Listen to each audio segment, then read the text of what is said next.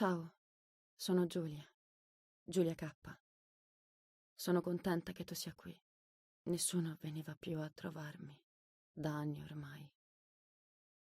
Devo raccontarti la mia storia, lo so, ma non so da dove cominciare. Ci sono così tante cose che... Dovrei iniziare dalla mia infanzia, ma di quel periodo ricordo così poco. Solo quell'estate, era il 29 mi sembra, quando fui mandata a stare dalla tata.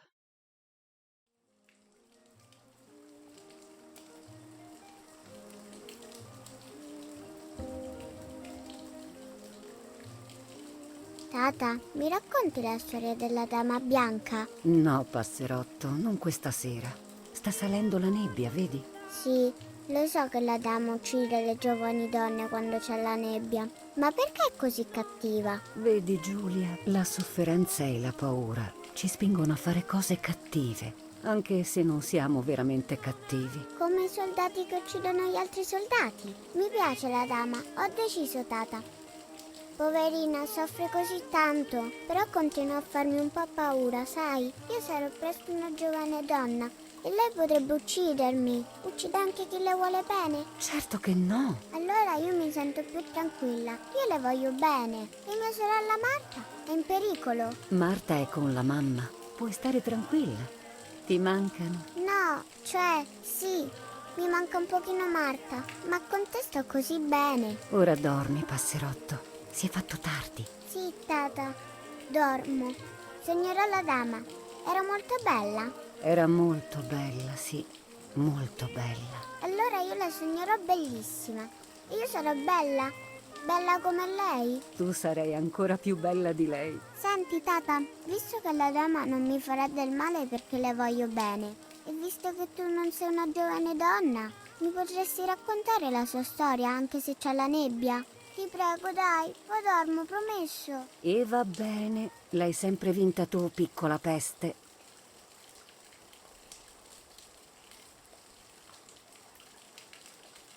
Amavo la tata e amavo quella storia.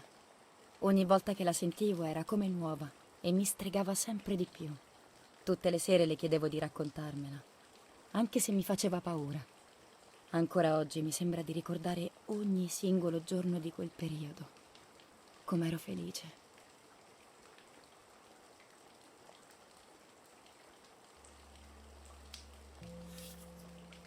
Un'antica leggenda racconta che i laghi della zona sono abitati dallo spirito di una giovane donna, morta per mano dell'uomo che amava.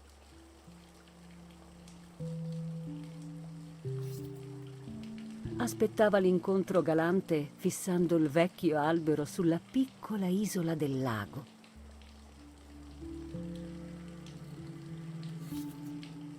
Il desiderio, le speranze, ma ad aspettarla c'era la morte, non l'amore.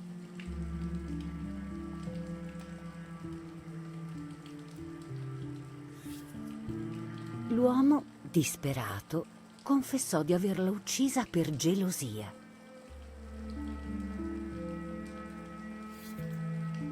E fu impiccato sull'isoletta dello stesso lago in cui l'aveva annegata.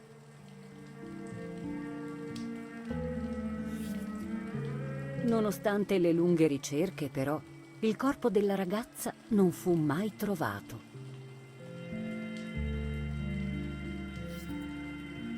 Da allora il suo spirito, conosciuto come la Dama Bianca, vive prigioniero nelle acque dei laghi, disperandosi per la perdita dell'uomo che amava e che ancora ama.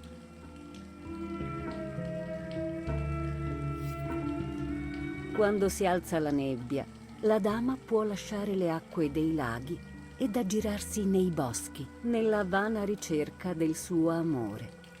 I cacciatori raccontano di sentire i lamenti di una donna durante le albe nebbiose.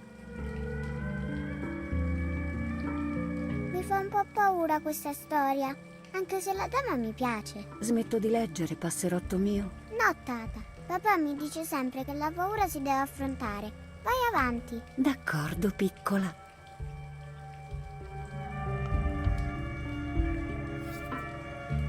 La dama esige la vita di una giovane donna ogni qualvolta gli eventi risveglino in lei la memoria della triste notte in cui morì. Attraverso questa giovane vita che svanisce, per alcuni istanti la dama si libera del fardello del suo dolore.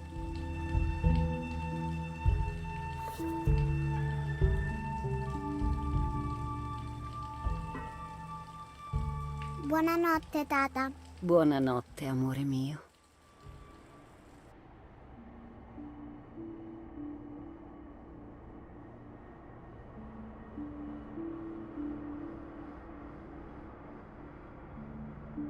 Passai dalla tata quasi 3 anni. Poi tornai a casa e dimenticai rapidamente come si faceva ad essere felici. Fu dopo 15 anni, nel 44, che tornai a stare in quella casa e che...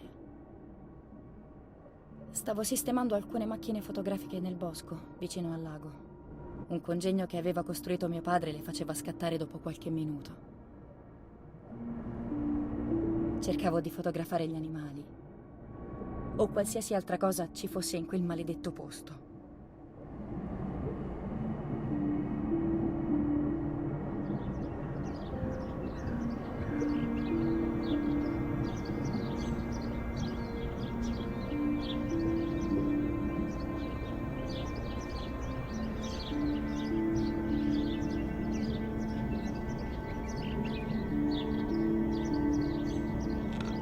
Arrotolare il rullino.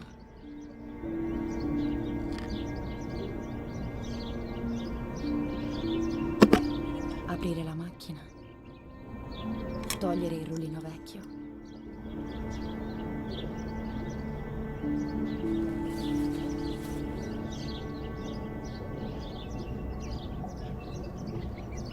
Mettere il rullino nuovo.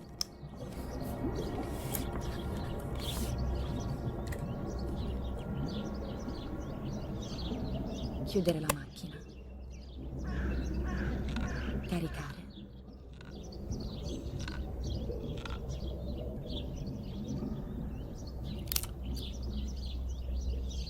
Attivare il temporizzatore.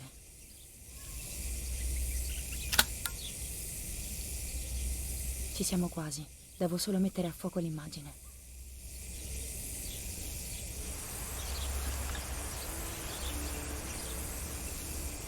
C'è qualcosa sulla superficie dell'acqua. Se la inquadro meglio, forse riesco a vedere di cosa si tratta.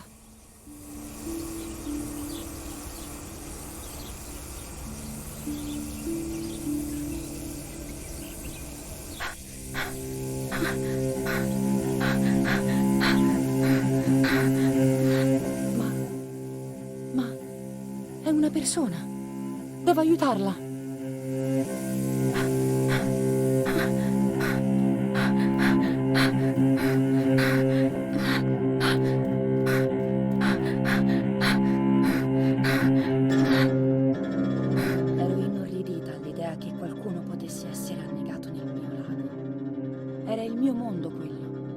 Passavo intere giornate a fantasticare. Mi perdevo nei miei pensieri e quel risveglio fu terribile.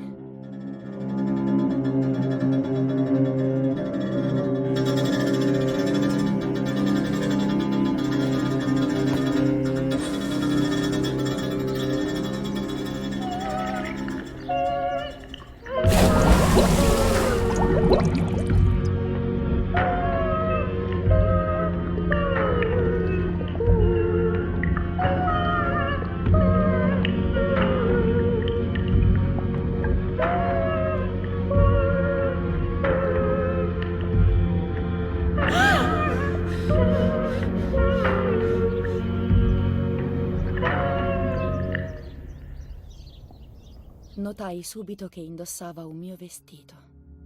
Ero spaventata. Trascinai come potevo quel corpo privo di vita fino a riva, cercando di non annegare a mia volta. Capii di chi si trattava solo quando la sollevai tra le braccia. Era mia sorella gemella, ed era morta. Una cosa impossibile. Ero così disperata. Non sapevo più né cosa facevo né cosa pensavo.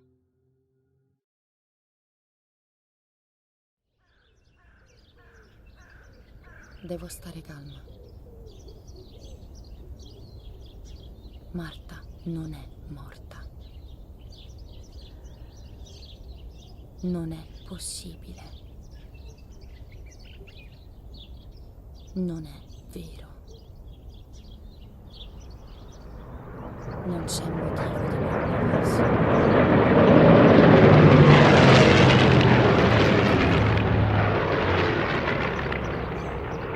Tutto andrà bene.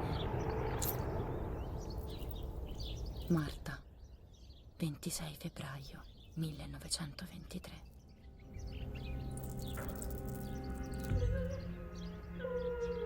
Tutto bene? Ti sei fatta male?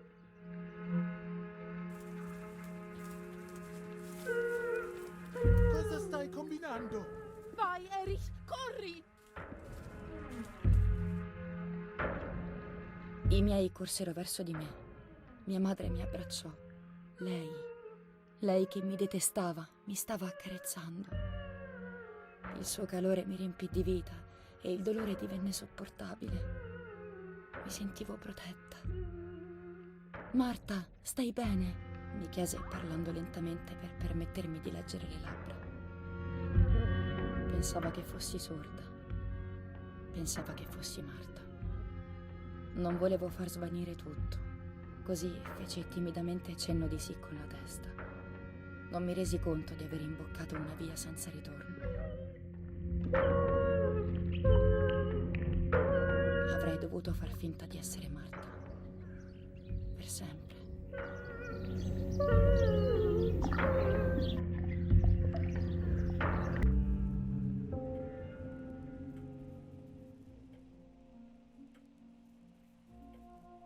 Signore, vita di chi muore, sia il tuo sacrificio d'amore offerto per l'anima di Marta.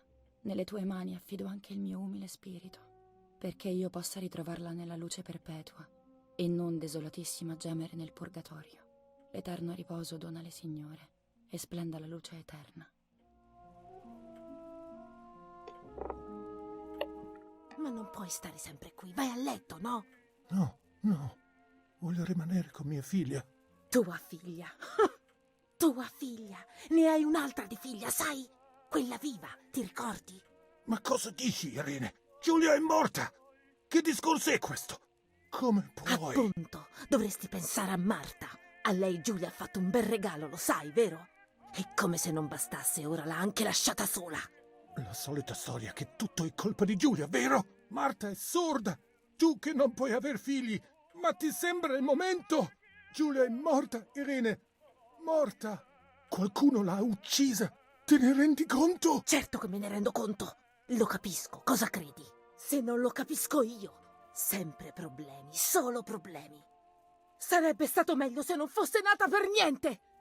Tu sei pazzo! Io sono pazzo? Io? Lo hanno fatto per colpire me. E così, sono io la causa della tua morte. Ho saputo farti solo del male, Giulia. Povera, dolce, strampalata Giulia. Come farò senza di te? Come sarà la vita ora? Tutto il tempo che non ho saputo spendere con te. Ora sono a casa. Possiamo andare a pescare insieme. Possiamo fotografare le farfalle. No, non possiamo fare più niente insieme, vero? Più niente.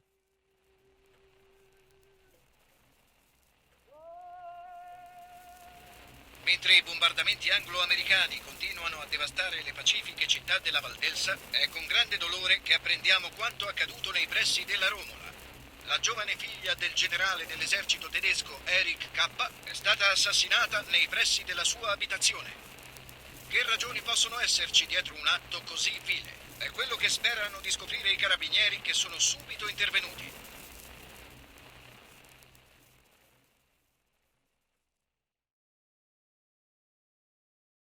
La mamma non sembrava soffrire molto. Forse le dispiaceva che la mia morte fosse così dolorosa per Marta, ma non avermi più intorno per lei doveva essere un gran sollievo. In fondo era meglio per tutti che a morire fossi stata io, e sarebbe stato meglio anche per me che gli altri lo pensassero. ma il senso di colpa iniziò a divorarmi. Fu allora che cominciai a fare quei sogni orribili.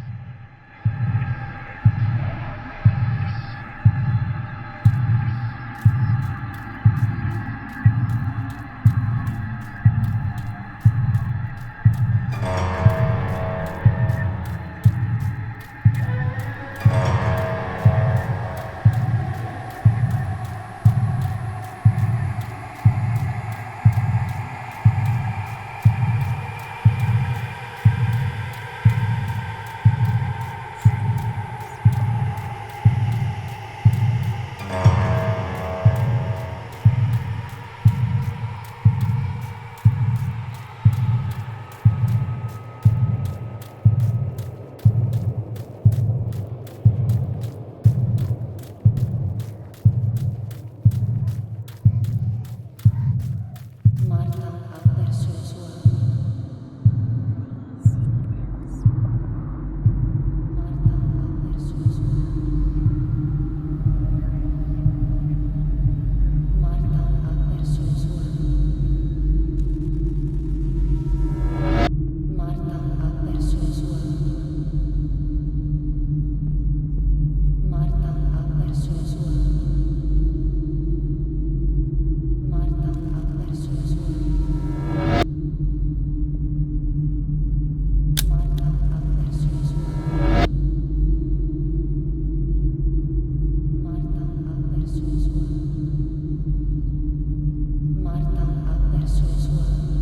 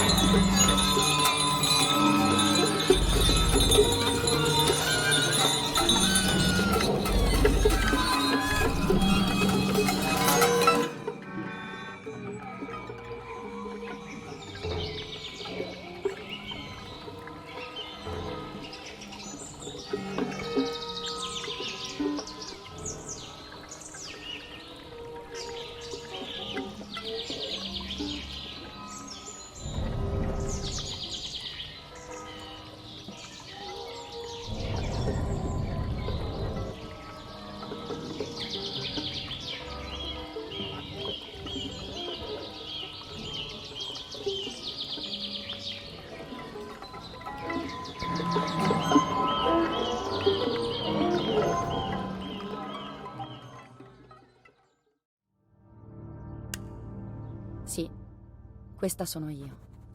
Nessuno riuscirebbe a distinguermi da Marta. Io invece non avrei il minimo dubbio. E neppure Marta lo avrebbe avuto. È strano come quello che ci identifica più profondamente non sia visibile a nessuno.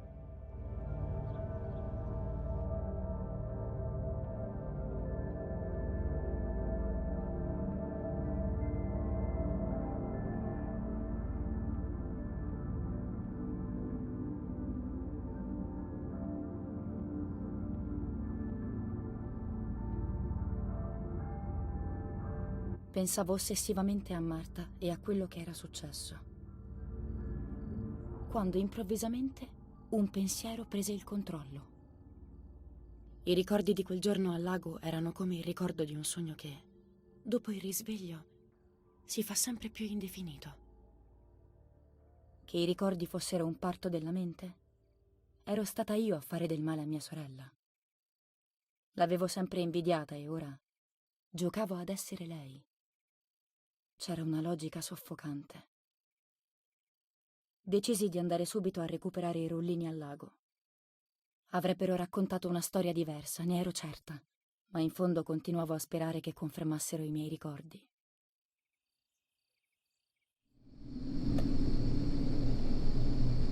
Un brandello di tessuto qui nel bosco, strano. Potrei fotografarlo. Giulia.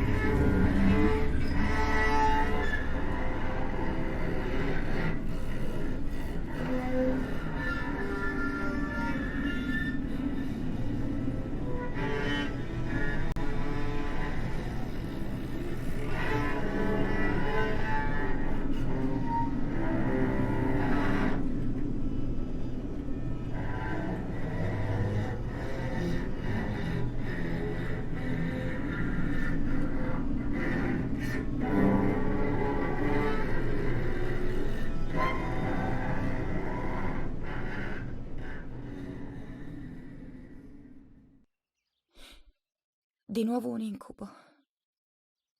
Ancora una volta lei nei miei sogni.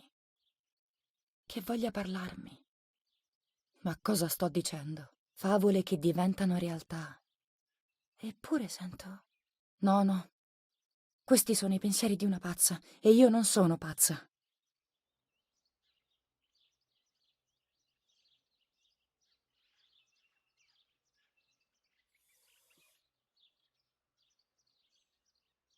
Oh mio Dio! Cos'è tutto questo sangue? Non ho mai avuto un ciclo simile. Cosa mi sta succedendo?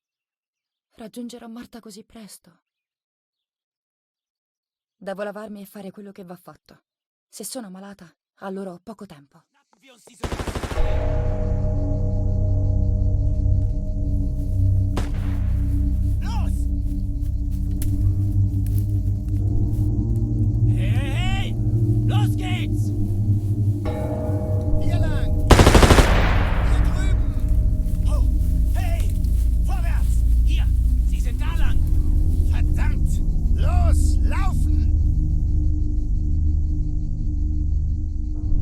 Che cosa succede qui?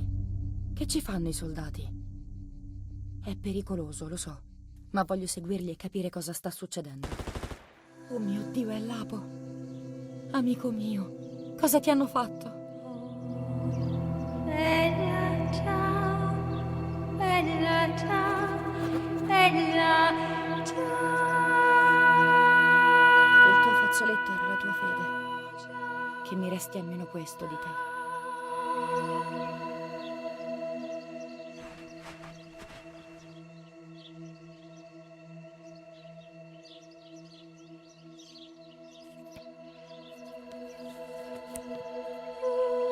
Cara Giulia, ti stupisci se non penso che tu sia morta.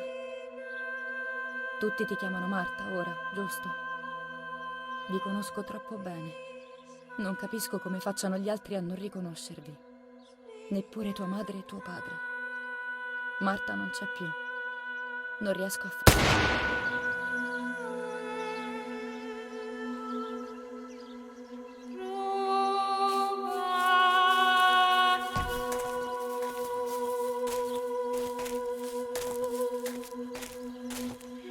Hai sparato a una ragazza, imbecille! Oh merda! E adesso che facciamo? Guarda cosa ha al collo! È una di loro! Andava fatto! È la figlia di Erich K, idiota! La fidanzata di questo disgraziato! Siamo nella merda! Andiamo via, subito! Ma è ancora viva! Sta morendo. È già morta. Guarda dove l'hai colpita. Corriamo, o siamo morti anche noi!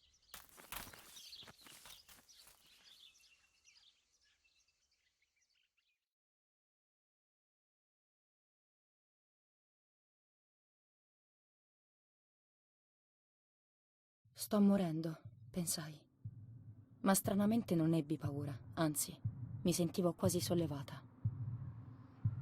Quando ritornai, mi trovai ancora una volta nel mezzo di un brutto sogno, di cui, in quel momento, non compresi affatto il significato premonitore.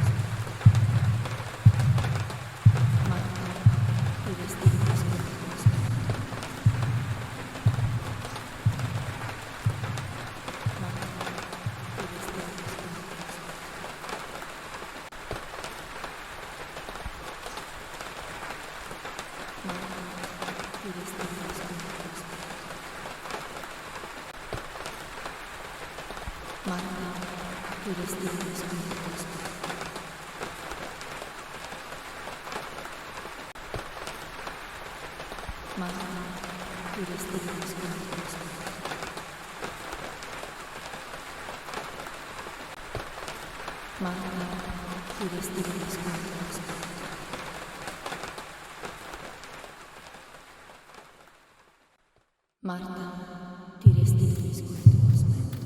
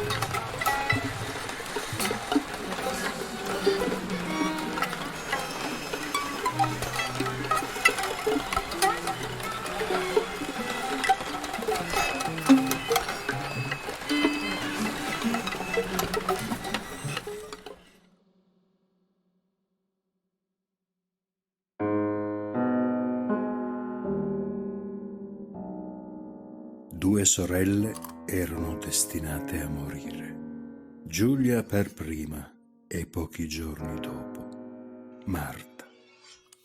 Quando andai a prendere Giulia, trovai due gemelle identiche, impossibili da distinguere. Mi chiesero che cosa volessi da loro, dal momento che erano così giovani.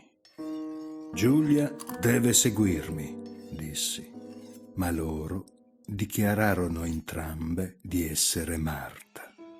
Spiegai che di lì a poco anche Marta sarebbe morta e quel gioco era inutile. Io avevo molto da fare, c'era la guerra, ma loro non si diedero per vinte e continuarono a domandare: possiamo seguirti insieme? No, impossibile. È sicuro che anche Marta morirà? No, nulla è certo in tempo di guerra. E se ti seguisse quella sbagliata? Allora avreste ingannato la morte. Una morirebbe ingiustamente, l'altra rimanderebbe il suo appuntamento per molto tempo. Discussero a lungo, quindi si abbracciarono e una venne verso di me guardandomi con piglio deciso, quasi minaccioso. Immaginai che si trattasse di Marta, che si sacrificava per donare una lunga vita alla sorella. Ma io avrei svelato l'inganno. Nessuno mente mentre guarda in faccia la propria morte. Le chiesi quindi quale fosse stata la loro scelta. Abbiamo sorteggiato lanciando un medaglione, disse tranquilla. Si erano affidati al fato. Che ingenue. Non sapevano che il fato ha sì le sue regole, ma è mio alleato.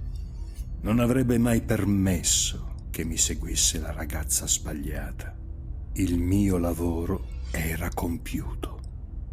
Quel medaglione però aveva inciso su entrambi i lati lo stesso nome, il nome di Marta.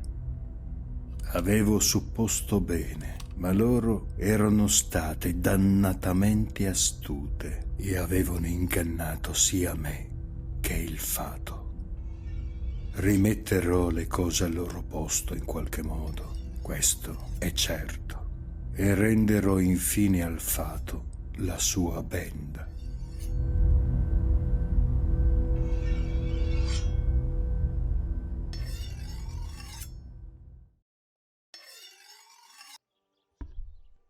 Il proiettile è passato accanto al cuore ed è uscito dal petto senza toccare i polmoni, la spina dorsale o il cuore.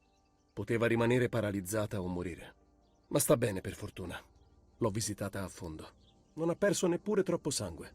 Siete stati fortunati, se così si può dire. Fortuna che Irene sia andata a fare una passeggiata nel bosco, altrimenti... Altrimenti si sarebbe dissanguata, sì. Non so cosa dire.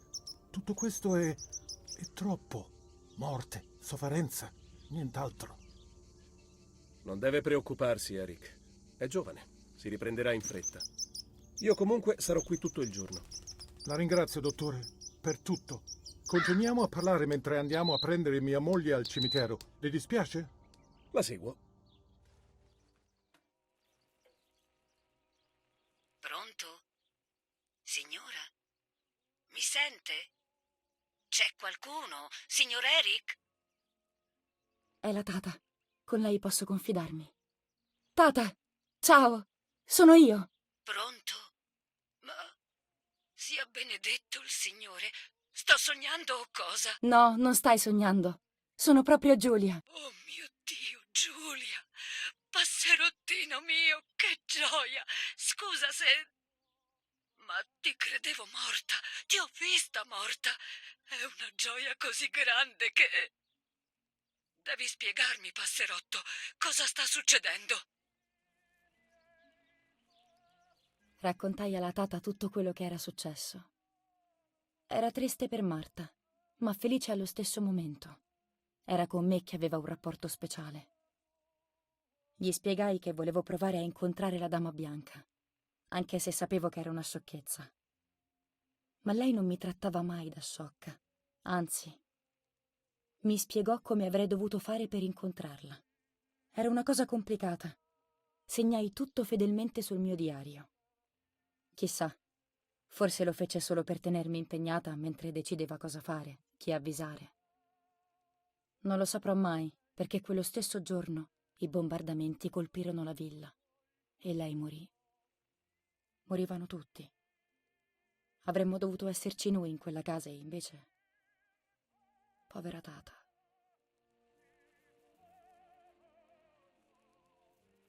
Ciao Tata, ti voglio bene.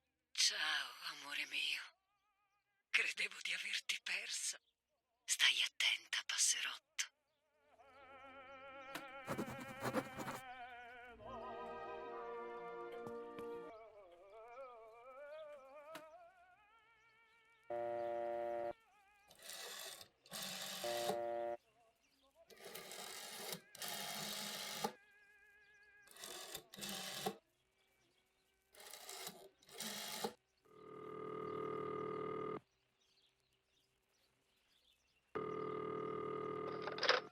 Il telefono è squillato. Lapo è morto, quindi. Riposa in pace, compagno. Sì, Lapo è morto. Io sono No, non parlare. Non dobbiamo sapere chi sei. Se hai questo numero vuol dire che Lapo vuole che sia tu a completare il suo lavoro. Un cavo telefonico nei pressi della casa di Eric K deve essere tagliato. Uno va alla casa, l'altro sospettiamo sia collegato ad una base segreta, ed è quello che va tagliato. Se dovessi vedere insoliti dispiegamenti di forze tedesche, comunicacelo immediatamente. Non usiamo più il telefono. Questo numero è pericoloso. Procurati un telegrafo. È più sicuro. Spero che tu lo sappia usare. Altrimenti devi inventarti qualcosa. È importante. Frequenza X. Prima del messaggio telegrafa Paese in fiamme per identificarti. Chiudo. Viva la patria. Viva la liberazione. Dovrei sabotare e fare la spia. Non lo so. Mio padre è tedesco.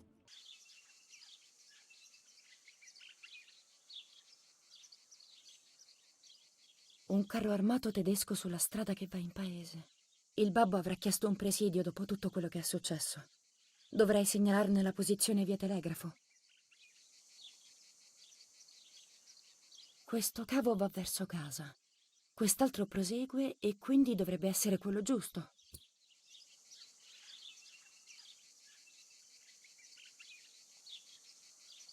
Adesso non resta che raggiungere il telegrafo nella stalla. Il telegrafo deve essere nascosto in questi contenitori per il mangime.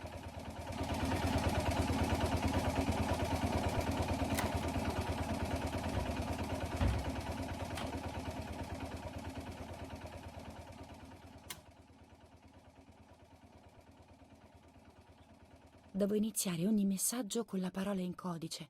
Paese in fiamme. Poi il carro armato. Era sulla strada, quella vicino a casa. Devo scrivere qualcosa del genere, immagino.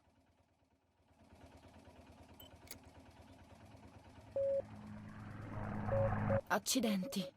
Ho sbagliato la lunghezza del suono. Riprovo quest'ultima parola dall'inizio.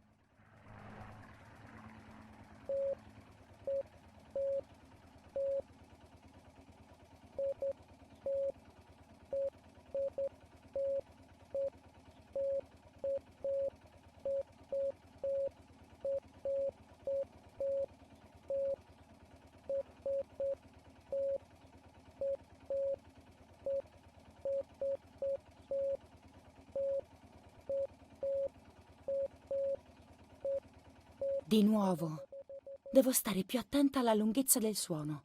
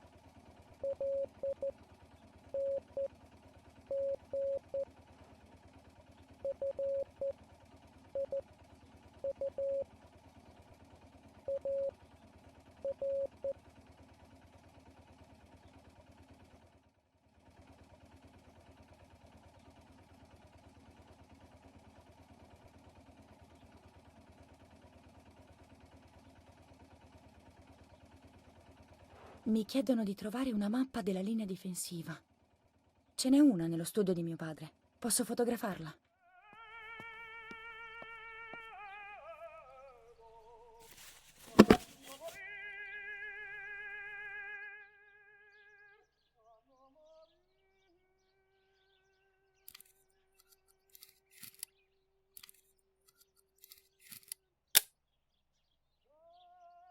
Ecco fatto. Speriamo sia venuta bene.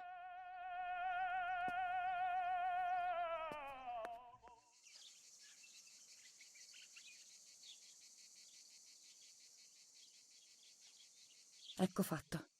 La fotografia è dove deve essere.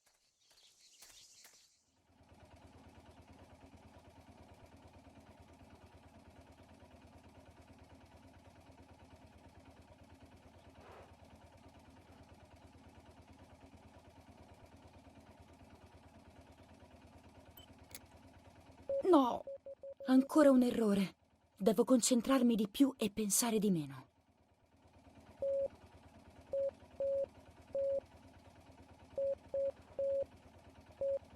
Ora basta. Massima concentrazione e silenzio mentale. Se no non ce la farò mai.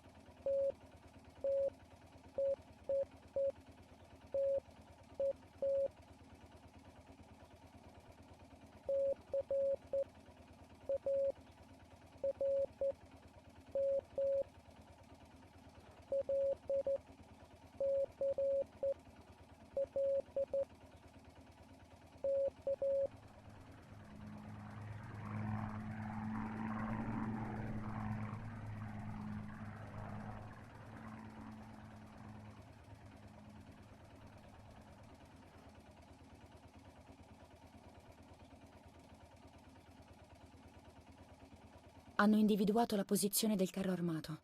Devo confermare che ho ricevuto.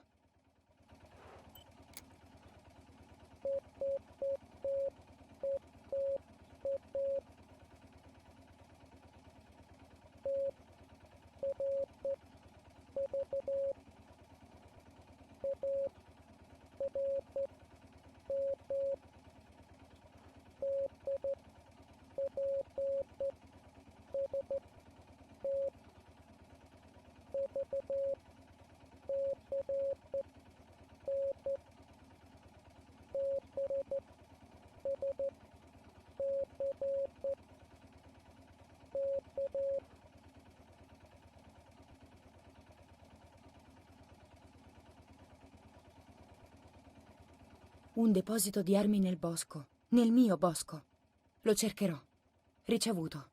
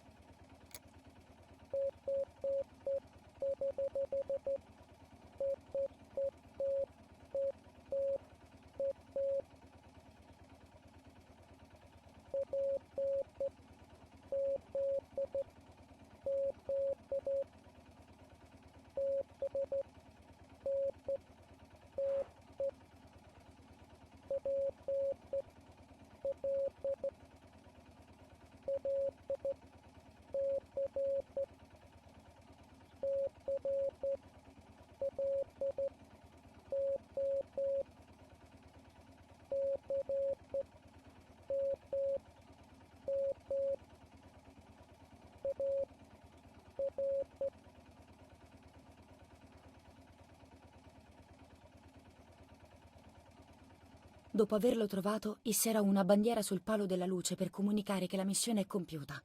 Sarà semplice. Cos'è questo posto? Non era così nei miei ricordi.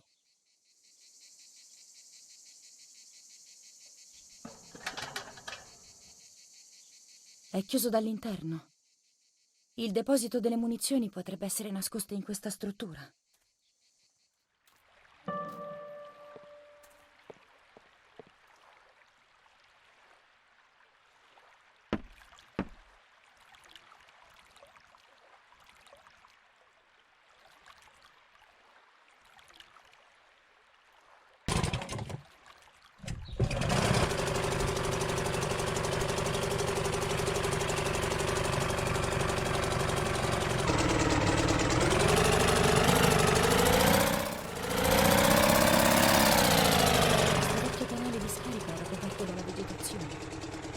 Qualcuno deve averci lavorato.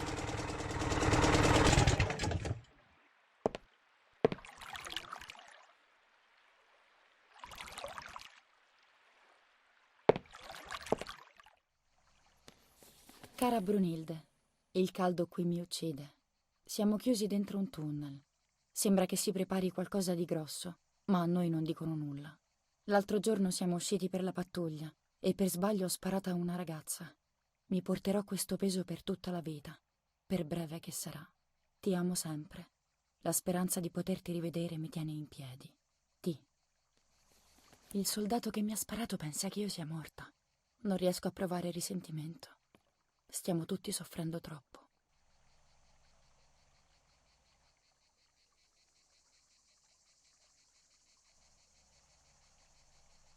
Appenderò questa in cima al palo accanto a casa e sapranno che la missione è compiuta.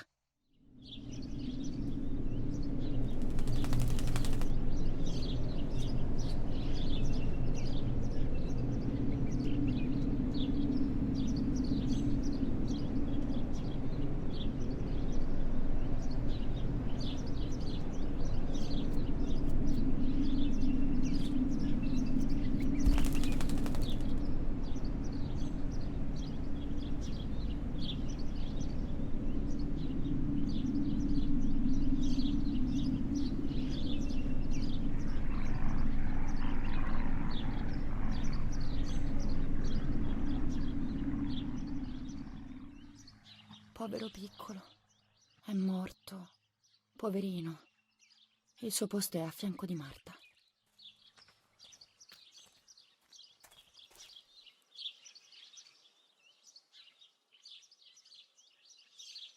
La tata mi chiamava sempre passerotto. Questa è la parte di me che è morta assieme a Marta. Starà bene accanto a lei. Ecco Marta. Questo è il mio cuore. Portalo con te. Inizio a capire quanto doveva essere dolorosa la tua condizione. Non poter comunicare è sempre più difficile. Ti invidiavo e non vedevo la sofferenza in cui vivevi. Non capivo il tuo coraggio. Mi manchi da morire, Marta. Io non sono degna di vestire i tuoi panni.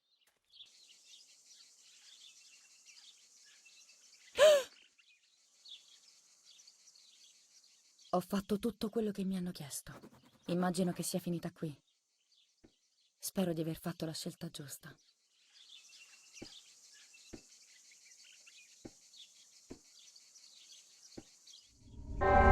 Iniziai a sospettare che la mamma potesse essere coinvolta nell'omicidio di Marta.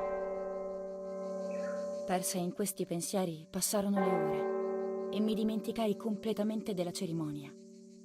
Quando me ne resi conto era sera e stavano già portando il feretro verso il cimitero. Non mi aveva mai amata, lo sapevo bene, ma non avrei mai immaginato che...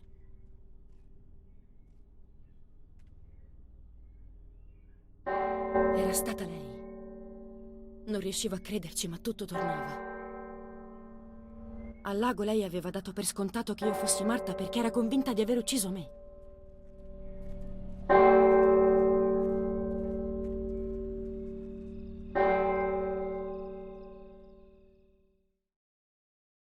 La cerimonia era finita e io sentivo un bisogno irresistibile di suonare. Amavo la musica Mi misi a suonare senza pensare alle possibili conseguenze. Non mi interessava più. Avevo bisogno di sentirmi viva, di tornare a esistere.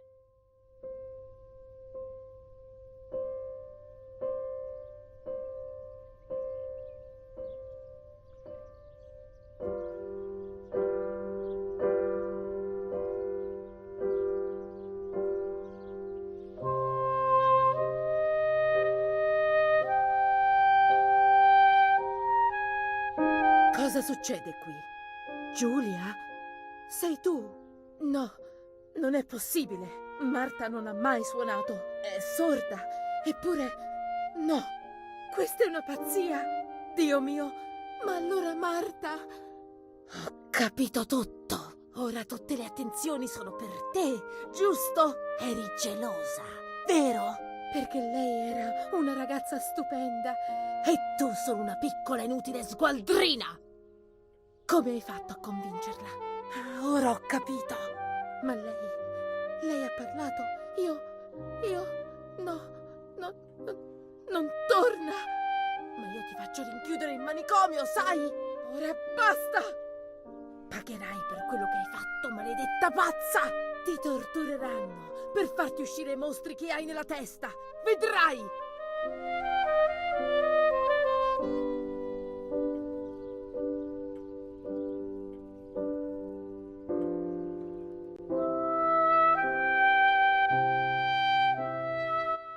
Le sue parole erano lame affilate. Provai a dirle che non ero stata io. Le feci vedere le foto che mi scagionavano.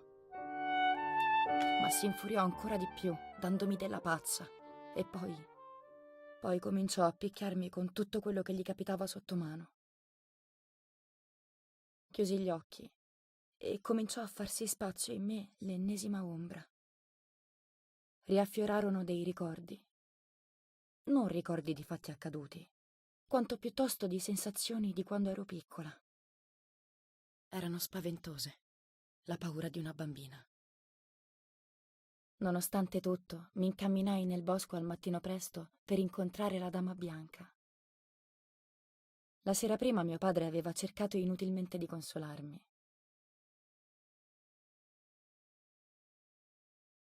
Parlami, Giulia. Lo sai che ti voglio bene. Voglio solo capire che cosa è successo. Sono contento che tu sia viva, anche se abbiamo perso Marta. Tua madre era sotto shock. Non voleva farti del male.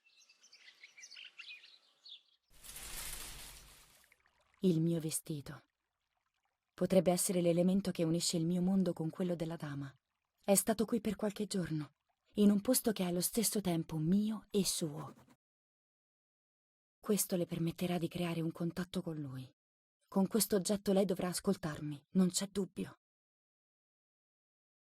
Ora ho tutto ciò che mi serve per parlare con la dama. Posso andare sull'isola finalmente.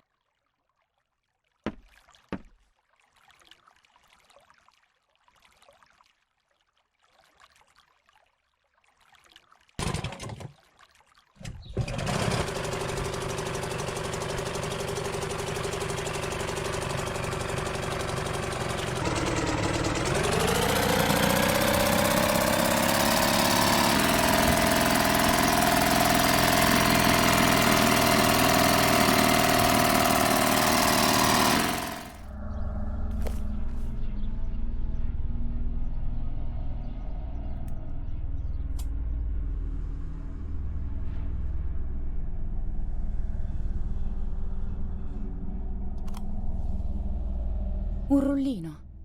È quello che stavo levando dalle macchine quando ho scoperto il corpo di Marta. Contiene uno scatto precedente a quel momento. Con un po' di fortuna, se hanno immortalato il momento dell'omicidio, avrò finalmente una risposta. Sarà veramente stata lei.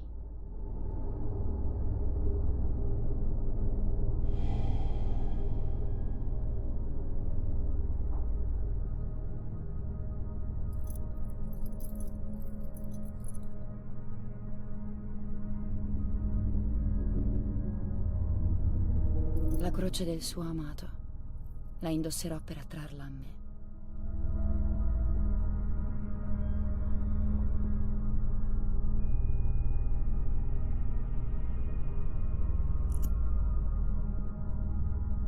una ciocca dei miei capelli per entrare nel suo mondo. Userò i tarocchi per comunicare con lei. I primi 10, come facevamo con la Tata. Gli altri erano per Marta. Scelte 2 carte, tutto inizierà.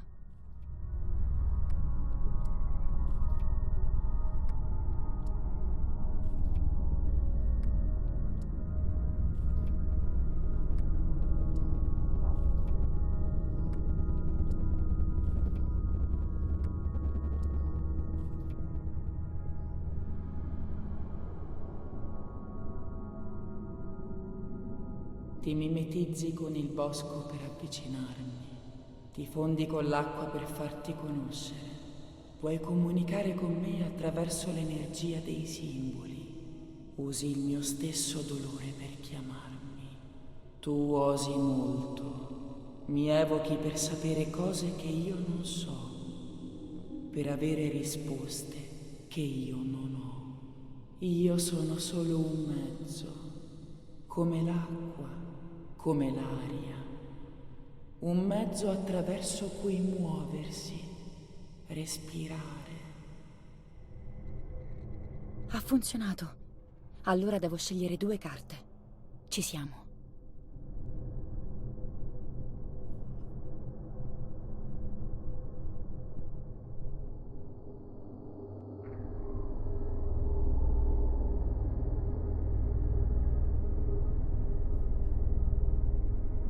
Non hai il controllo di te stessa. C'è una figura oscura dentro di te. Le ferite la stanno alimentando. Farà cose che non ti piaceranno. Userà il tuo desiderio, la tua colpa, le parti più oscure della coscienza.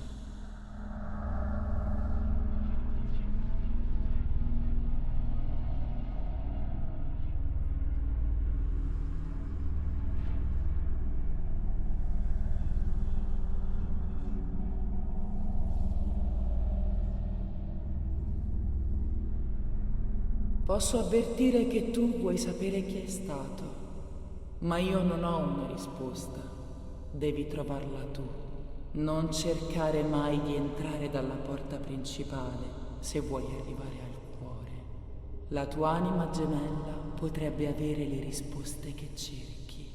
Anche dopo la morte lasciamo traccia di noi, non è vero? Tutto è indefinito se guardi all'essenza delle cose.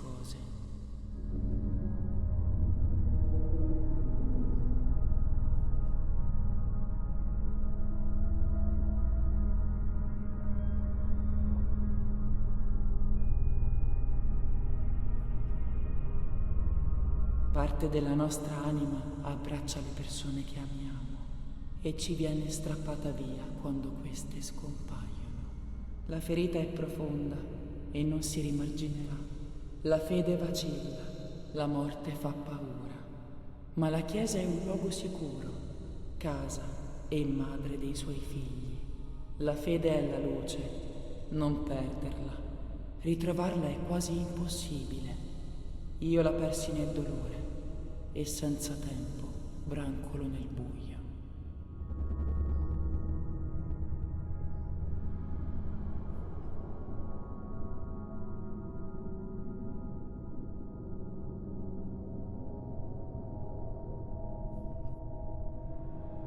La figlia, la casa, la madre. La figlia viene dalla casa della madre, poi si fa casa essa stessa e diventa madre. Questo ciclo è rotto. Per sciogliere il nodo trova il figlio. Lui è la colpa iniziale, riflessa su di te. Chi ti ha dato la luce vuole riprendersela, vuole il controllo. Pezzo per pezzo sta sgretolando la tua vita. Devi fermarla.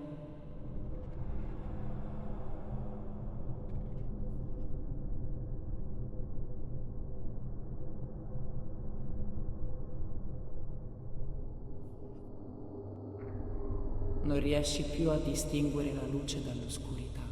Nel dolore la differenza è così sottile. Sei sola e resterai sola. I ricordi ti hanno abbandonata.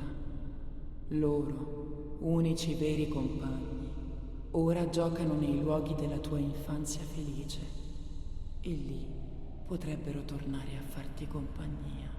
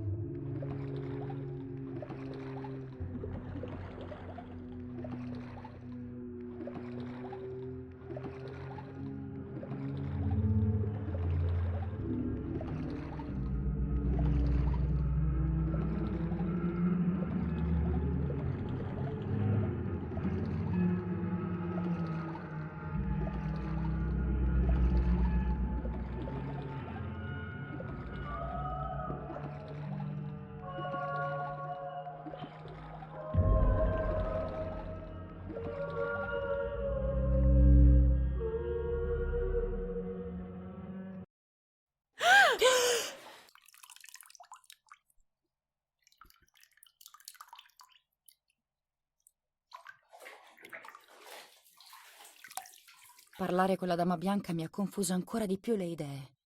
Ma ora ho questa chiave.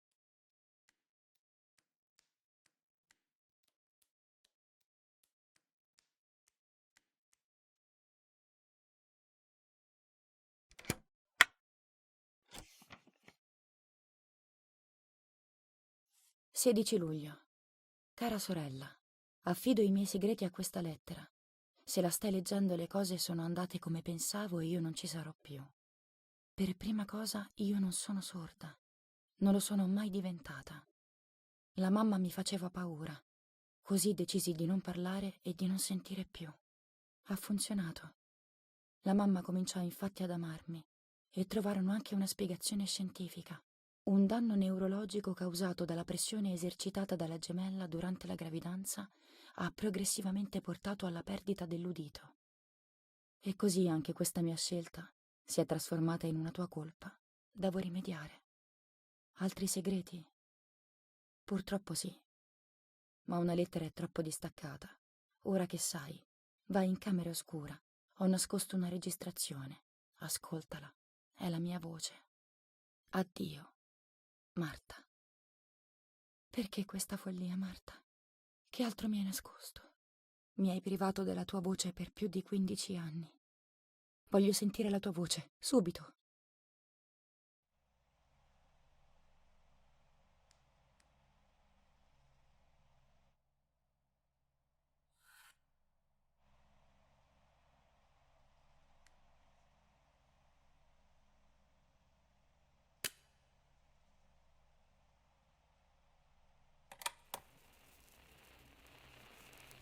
Ciao Giulia, so che questo ti sembrerà assurdo, ma questa sono io e questa è la mia voce. Siamo uguali anche in questo, è ovvio. In fondo ho sempre parlato. Tu eri la mia voce. Sto andando incontro al mio destino e non voglio che rimangano segreti tra noi.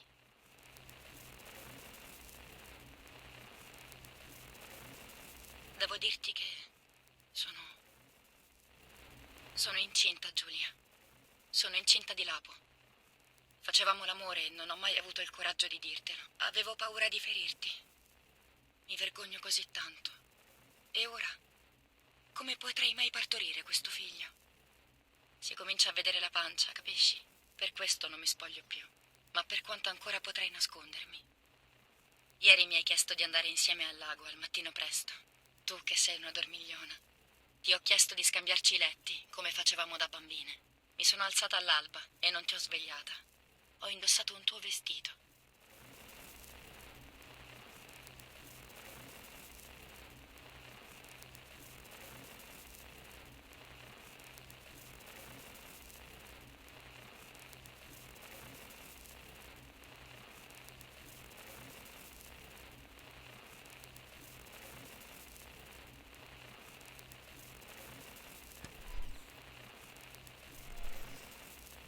Ho scritto un biglietto alla mamma dicendole che ad essere incinta sei tu, non io, e di venire a verificare al lago questa mattina.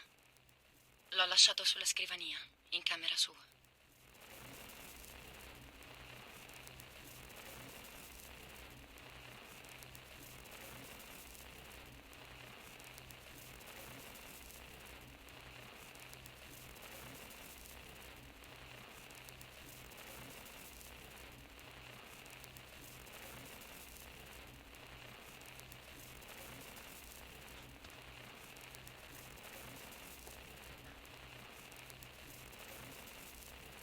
Poi ho sentito il bisogno di parlarti e ho pensato di usare il registratore in camera oscura.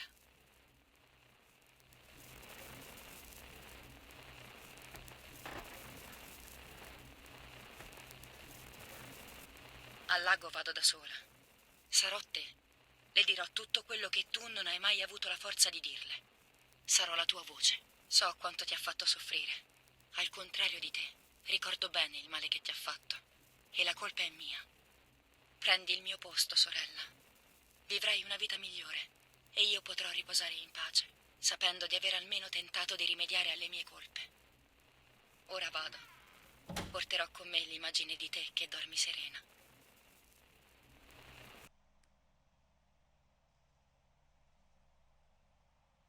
Ciao, Giulia. Ero sconvolta. Semplicemente sconvolta. Quel maledetto giorno, il 16 luglio, Marta non mi svegliò.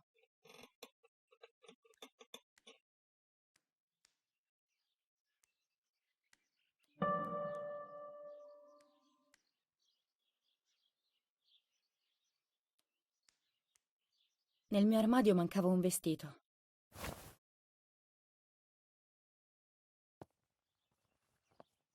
Marta non c'era. Dovevamo andare al lago insieme. Aveva persino rifatto il suo letto. Pensai che la mamma si fosse svegliata presto, nonostante le medicine, e le avesse chiesto qualcosa.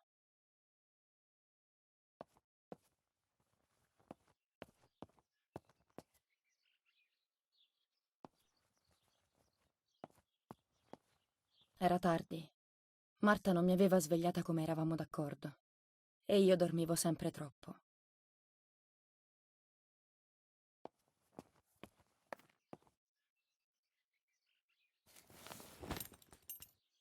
Decisi semplicemente di uscire e andare a fare le fotografie per conto mio, senza la compagnia di Marta.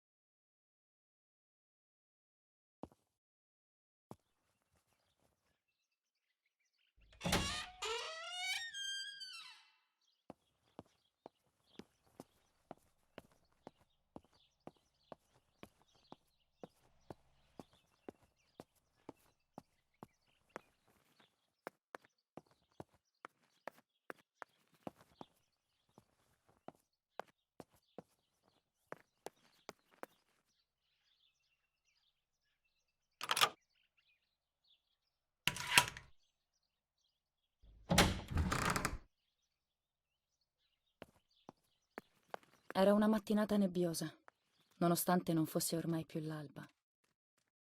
Era il presagio di qualcosa di terribile.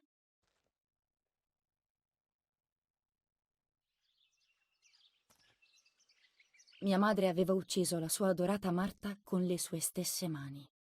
E io avevo preso il suo posto, usurpato il suo trono affettivo. Non me l'avrebbe perdonato. Mai. Dovevo avere paura.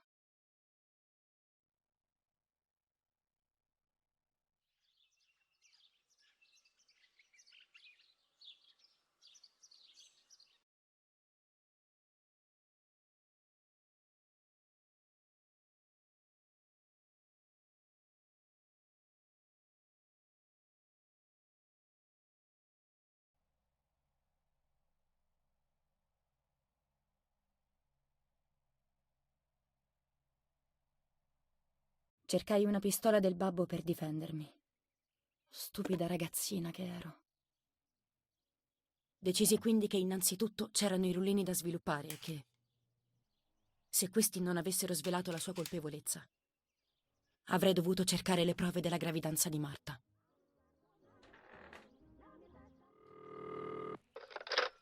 Chi è? Sono Irene K. E cosa diavolo vuole da me? Mi scusi se la disturbo, volevo solo sapere se la trovo più tardi o domani. No, di certo, non mi troverà più. Quindi la può smettere di infastidirmi, brutta bastarda.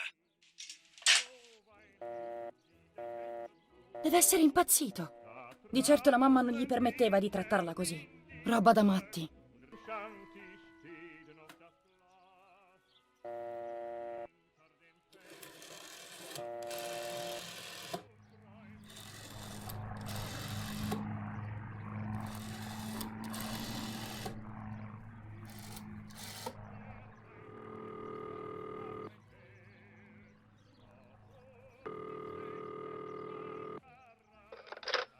Ospedale psichiatrico di Volterra, come posso esserle d'aiuto?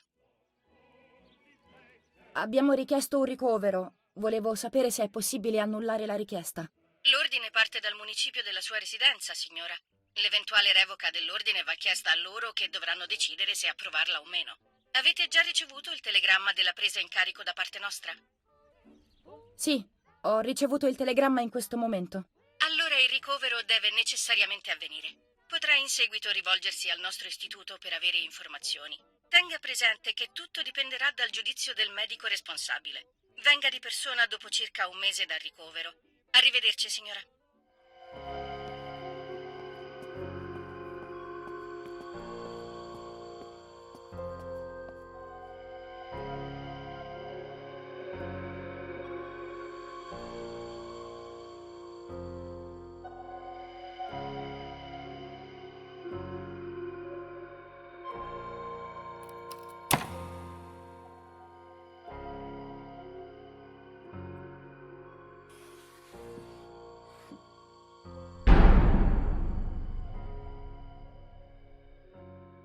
Che Dio mi possa perdonare per quello che sto per fare.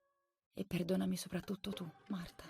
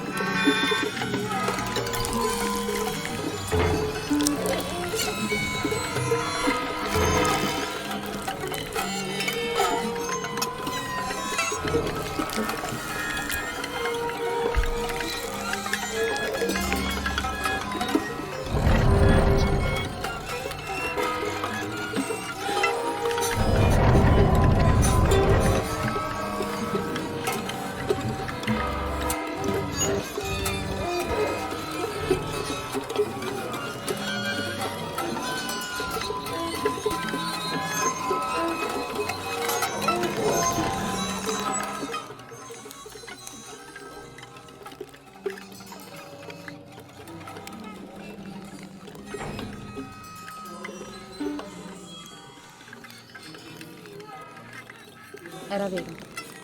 Marta era incinta. Incinta di un feto deforme con 2 teste. Di nuovo gemelli. Dicono sia una questione di famiglia. Ero sempre più sconvolta. Stavo facendo cose che neanche... Non so quale forza mi muovesse. Non mi fermavo più di fronte a nulla. e decisi anche di fotografare quell'orrore. Come prova, per mostrarla a mia madre, a tutti. Chissà poi perché.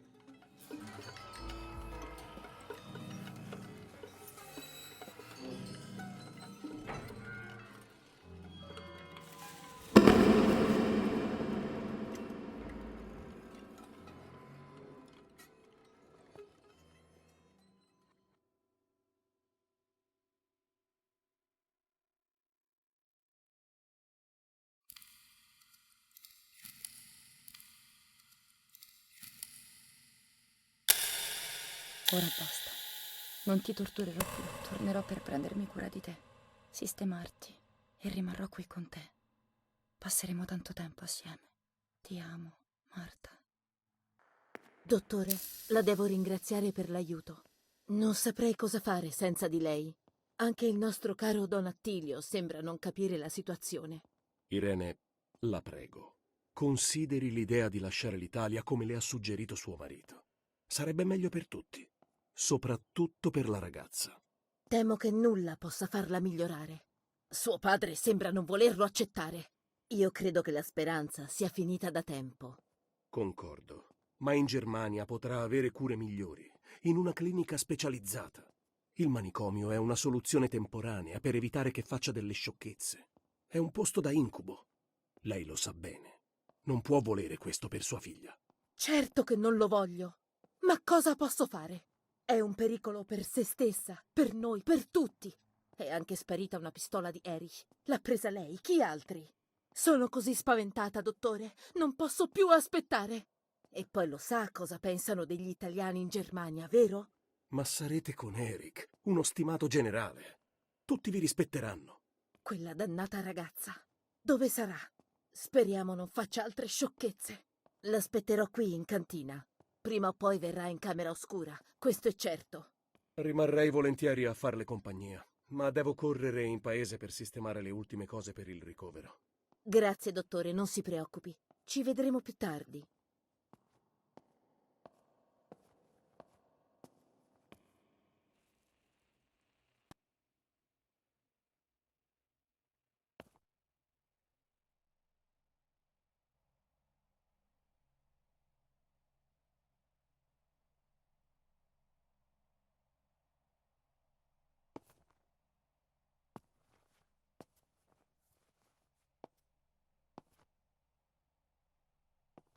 Sta dormendo. Devo approfittarne. La spingerò a parlare. Parlerà per paura, pensando poi di mettermi a tacere come pazza. Ma senza che lei lo sappia, io registrerò tutto. Tutti sapranno cosa ha fatto a sua figlia.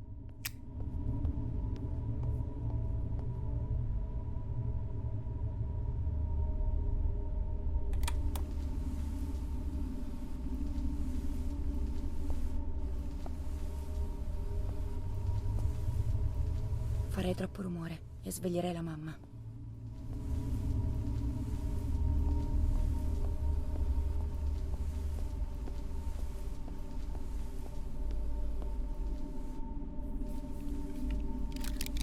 Ora la sveglio e confesserà. E come se confesserà?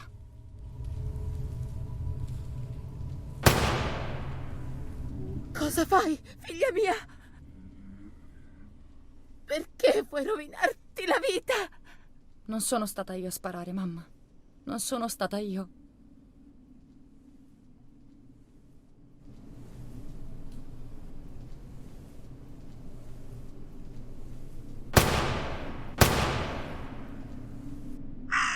Oh mio Dio, che cosa ho fatto? È stata lei a costringermi.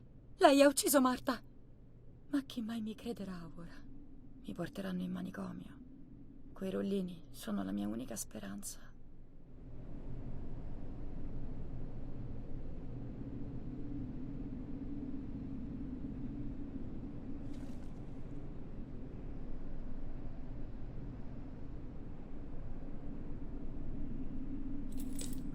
Ecco chi aveva le chiavi della stanza della mia infanzia.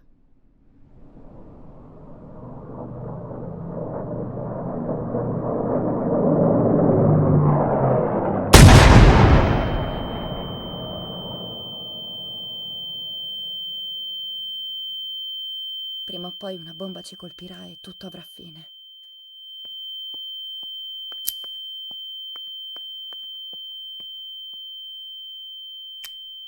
È andata via la luce. È impossibile sviluppare quel rullino ora. È come essere di nuovo bambina. Giocare con le marionette a quello che accade nella vita reale. All'inizio c'era sempre la leggenda della Dama Bianca. Altrimenti nulla aveva valore.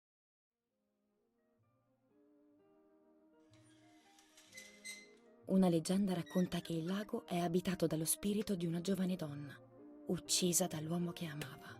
Un incontro segreto al lago di notte. Quante aspettative.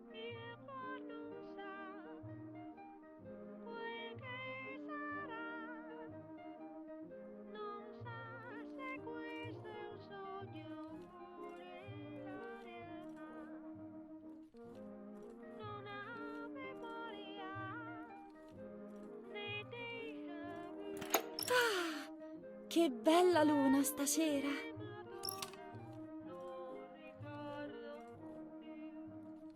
Il mio amato ancora non c'è. Aspetterò. È arrivato!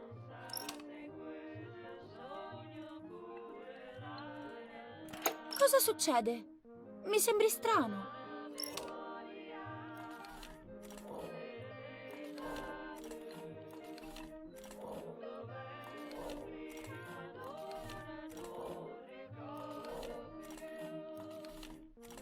So che hai baciato un altro.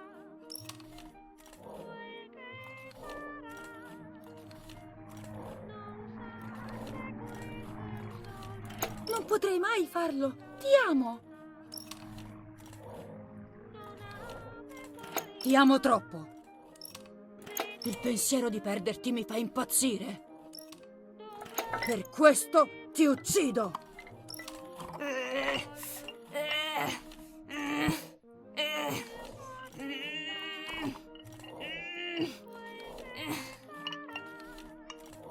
Che cosa ti ho fatto?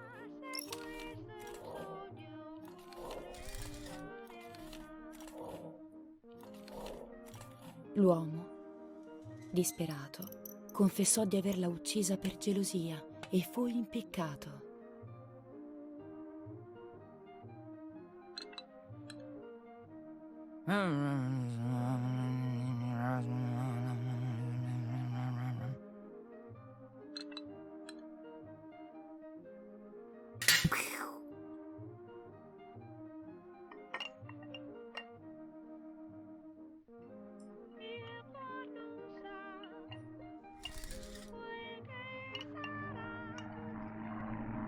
Il corpo della ragazza non fu mai trovato e da allora la Dama Bianca prende la vita di una giovane donna ogni volta che gli eventi la riportano indietro a quel triste giorno.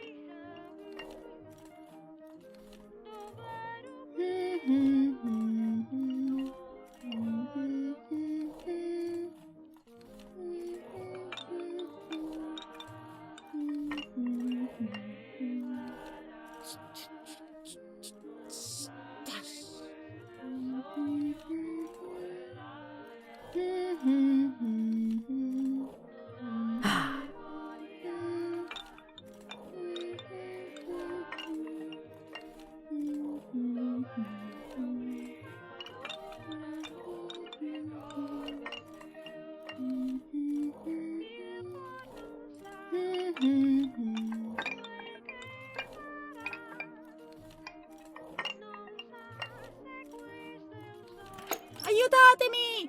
Aiutatemi!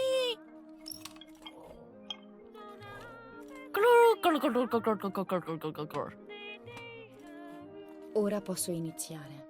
Cominciamo a fare chiarezza su quanto accaduto la sera prima di quel maledetto 16 luglio tra me e Marta.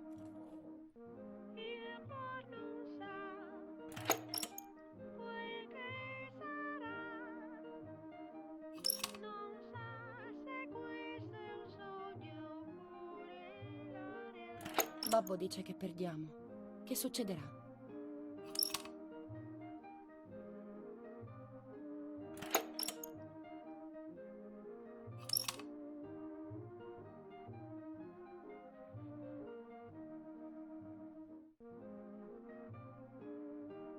Andremo in Germania?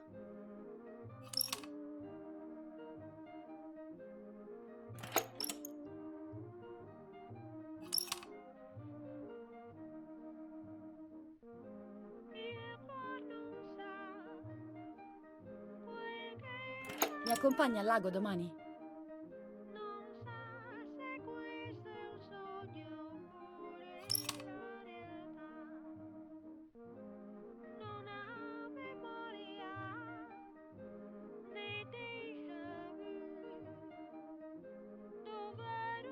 Voglio scattare delle foto.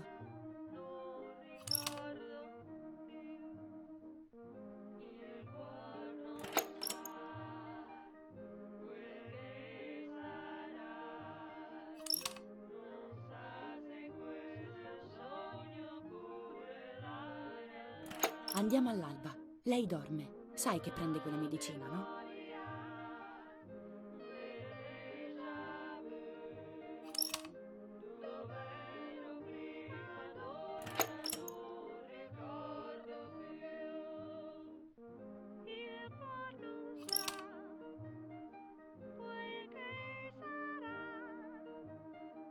Svegliami tu.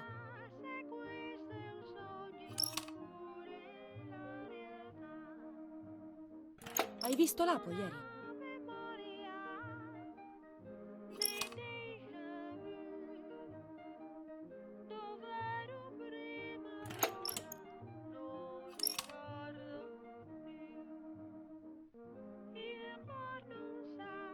L'ho visto andare via dalla stalla. Tu non eri lì.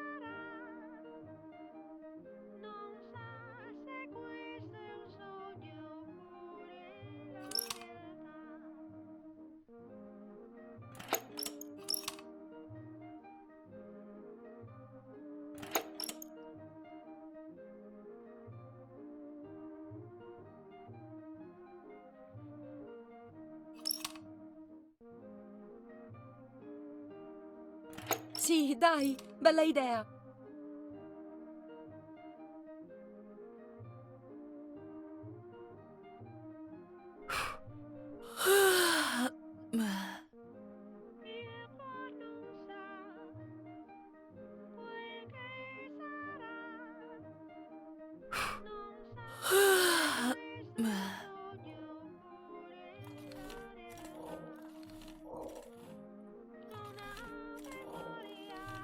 Andò così. Lo so perché me lo ricordo.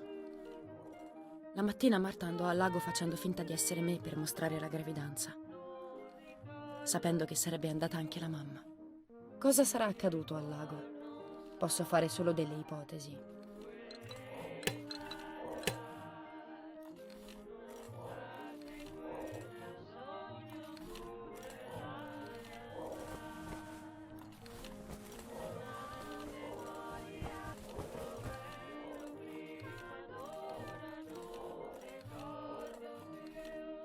Sei incinta. Tua sorella aveva ragione.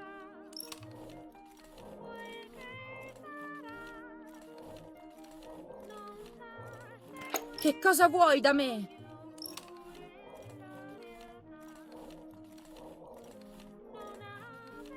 Come ti permetti di rivolgerti a me in questo modo?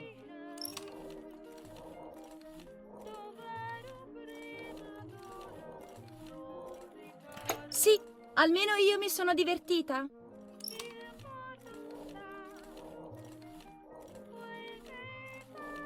Te la faccio pagare, sgualdrina! Provaci se hai coraggio.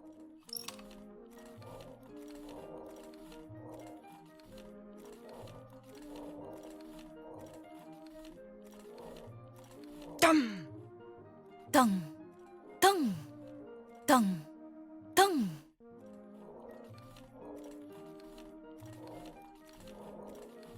Potrebbe essere andata proprio così.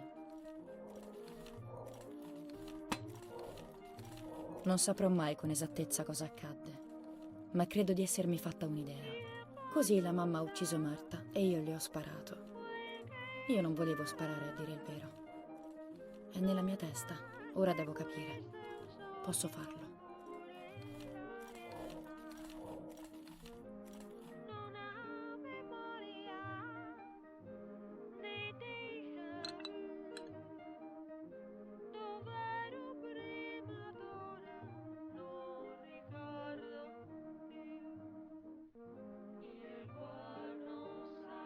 Un braccino.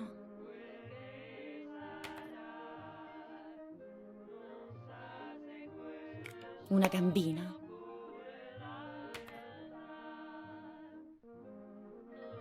Un altro braccino.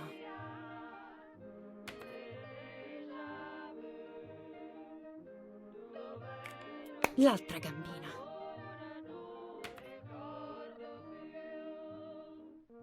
Oh, guarda, è rimasta la testina.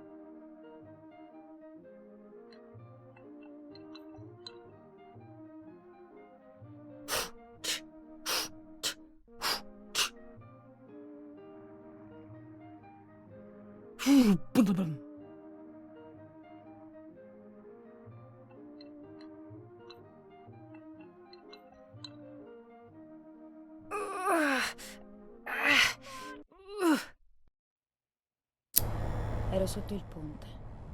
Era solo un gioco. Questo però non è un gioco. Stavo solo giocando. È un brutto scherzo. Sotto il ponte. La chiesa.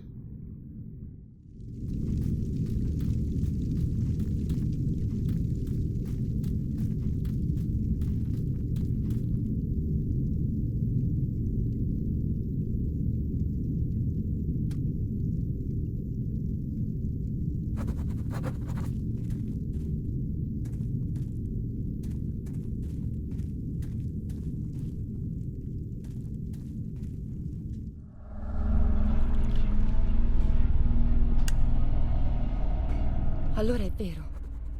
Ho ucciso io mia sorella. Ho fatto di tutto per nascondere la realtà. Ho ucciso mia madre. Ma lei era innocente. E io? Il mostro sono io, non lei. Non merito di vivere un secondo di più. Forse le rivedrò e potrò cercare di farmi perdonare. E se dopo la morte non c'è nulla, sarò almeno libera da questa sofferenza. So che non è giusto. Ma non posso. Non ce la faccio più.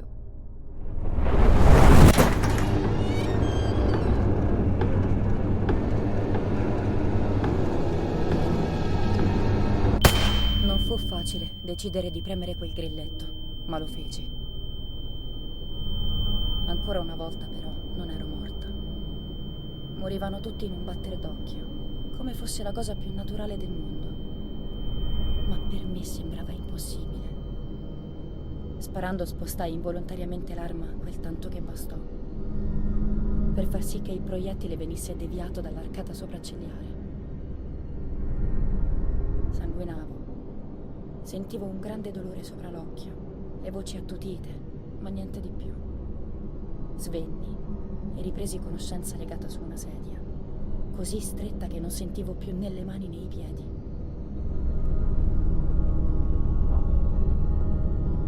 Sulla sedia accanto a me c'era mio padre. Respirava, ma sembrava privo di sensi. Quello che comandava cominciò a farmi delle domande. Mi picchiava sul viso e sulla testa con un piccolo bastone, così forte che pensavo che mi si sarebbe spezzata la testa. In bocca il sapore del sangue e pezzi di denti. Muovendo la lingua sui denti pensai che non avrei mai più potuto sorridere. Pensiero frivolo, ma dolorosissimo. Parte del labbro superiore era tagliato e penzolava. Con la lingua e il labbro inferiore cercavo stupidamente di rimetterlo al suo posto. Vomitai. mi costrinse a confessare che mio padre svolgeva non so quale tipo di attività all'interno dell'esercito tedesco. Io non ne sapevo nulla. Provai a spiegarlo, ma quelle botte... Avrei fatto qualsiasi cosa per fermarlo. Qualsiasi cosa.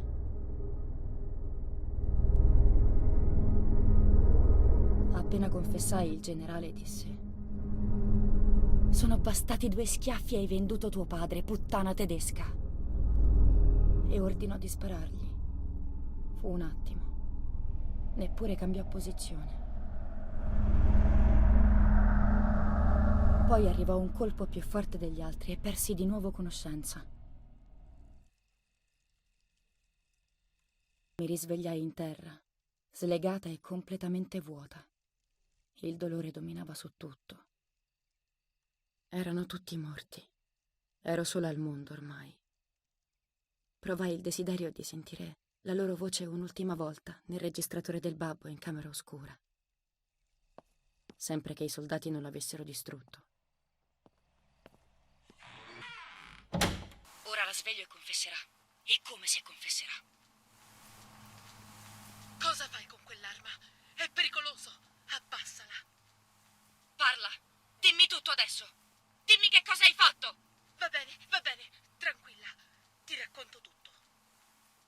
Ho trovato quello strano biglietto al risveglio e ho capito che c'era qualcosa di sbagliato. Qualcosa che andava oltre le tue normali stranezze. Sono venuta a controllare, ma in camera da letto non c'eri. Parlavi del lago, mi sono preoccupata. Quindi ho chiamato tuo padre e siamo venuti a vedere cosa succedeva. Ti abbiamo trovata seduta in biancheria intima sulla riva del lago. Ripetevi che non era successo niente e cose del genere. Ti ho abbracciata per cercare di consolarti, ma tu non hai più parlato per giorni. Cosa ti succede? Tu dovresti dirmi cosa succede. Non sarò certo io ad andare in manicomio. Non avrei mai voluto, ma ho paura che tu possa farti del male. Ti stavi facendo veramente del male davanti al pianoforte. Cos'altro potevamo fare? Tu hai ucciso mia sorella. Ora hai paura e ti inventi delle storie. Non è vero, forse? Ma non ci casco questa volta. Ma cosa stai dicendo? Tua sorella? Ti prego, no. Io stavo male, non sapevo quello che dicevo. Sono passati così tanti anni. Eri piccola allora. Pensavo che quella follia fosse dimenticata. Per tutti. Devi stare zitta! Non parlare. Non dire più niente. Cosa fai, figlia mia? Perché vuoi rovinarti la vita? Non sono stata io a sparare, mamma. Non sono stata io.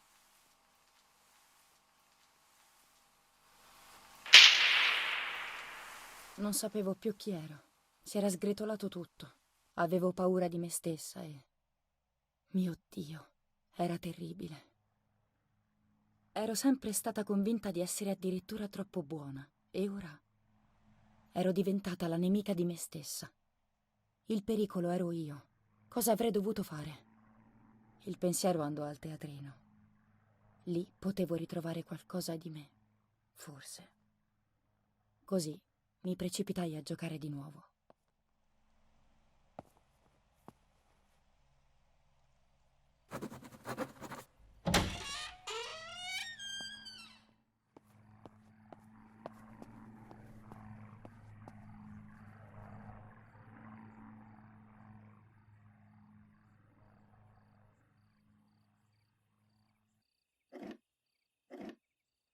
Mamma stava per morire partorendo.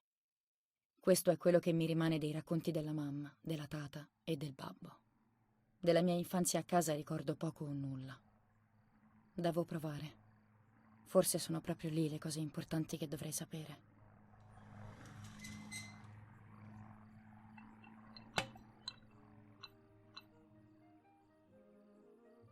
Come va, signora? Sento un dolore fortissimo. Le serve nulla, signora? Ci siamo, è giunto il momento.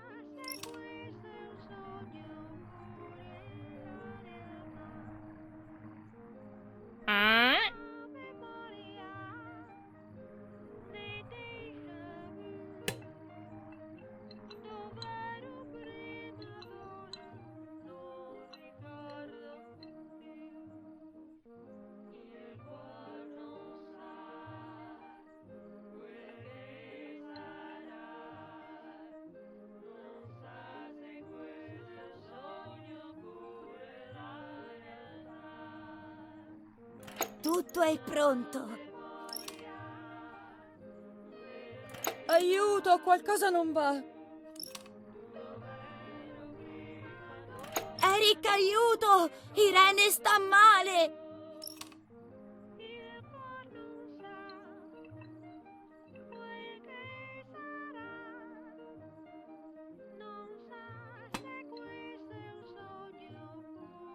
Come stai, tesoro?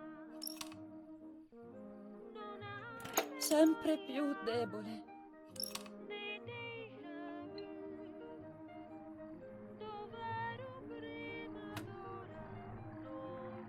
Dottore, corra! Irene sta male!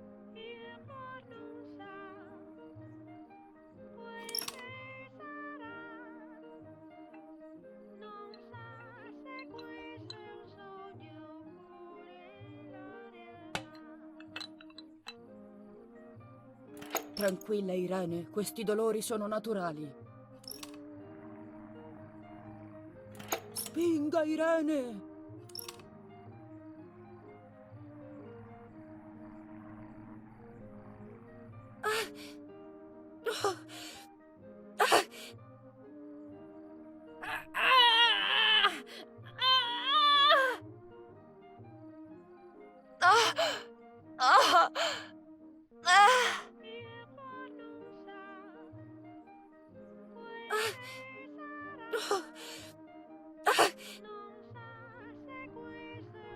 È nata!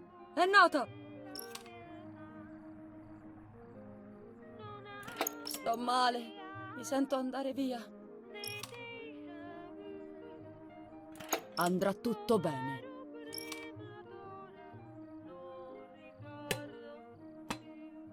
Povera mamma, ha sofferto tanto.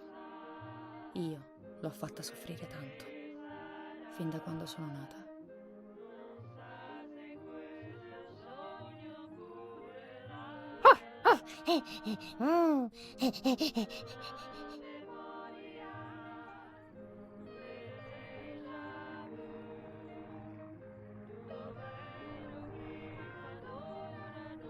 Mamma, ho fame.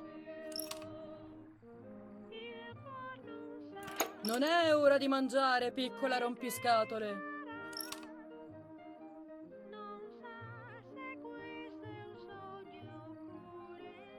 Mamma, ho sonno.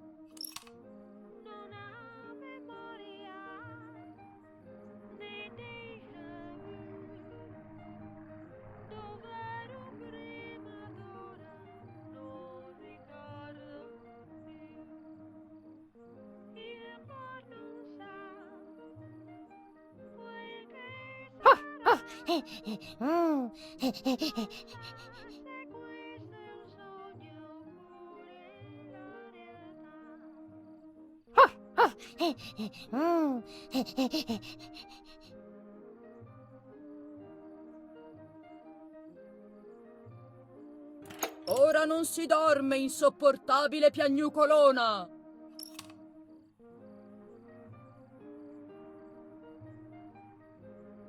Mamma, devo fare pipì. E io cosa posso farci? Non mi esasperare!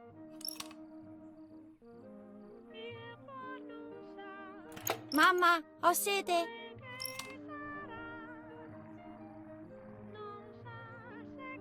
Basta adesso! Vai in camera tua!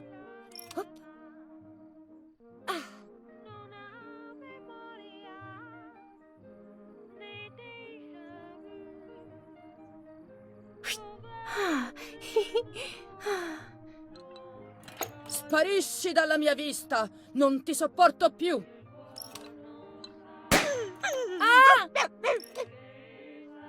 Te la farò pagare! Le mani non bastano questa volta! Te lo dovrai ricordare per sempre! Mamma, io non volevo. Non volevo. Non mi picchiare, ti prego. Mamma, io non volevo. Non volevo. Non mi picchiare, ti prego. Tam! Tam!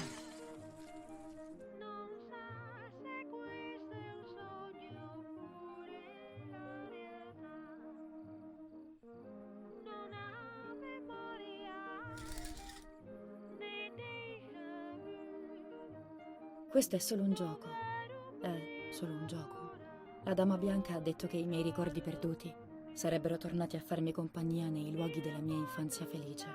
Questo è l'unico luogo in cui io sia stata veramente felice. Sono quindi questi i miei ricordi. È questa la mia vita.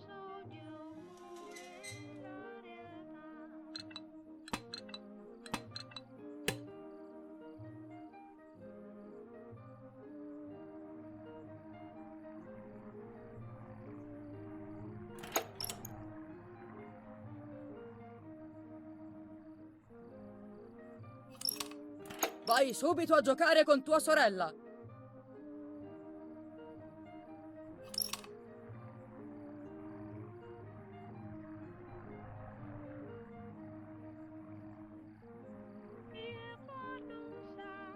Giochiamo a battimani?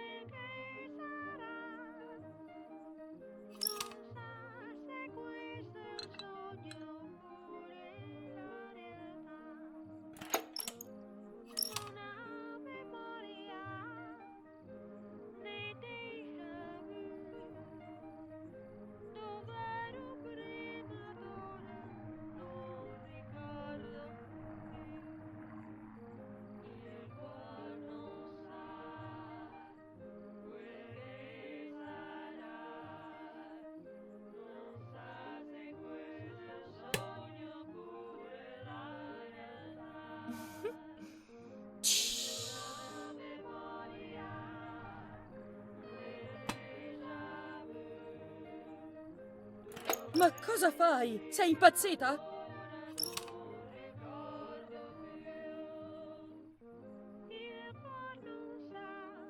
È colpa di Marta! Non ti credo!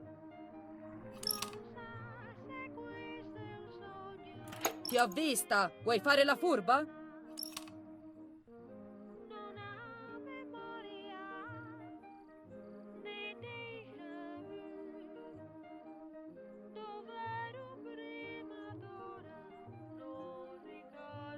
Non è vero, non mi stavi guardando, bugiarda! Bugiarda! A chi? Ora vedi cosa ti succede!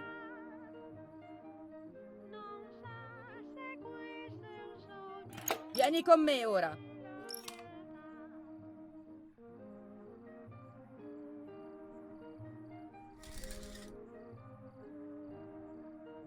Scusa, mamma, mi dispiace! Vieni con me! Ora ti metto a posto io!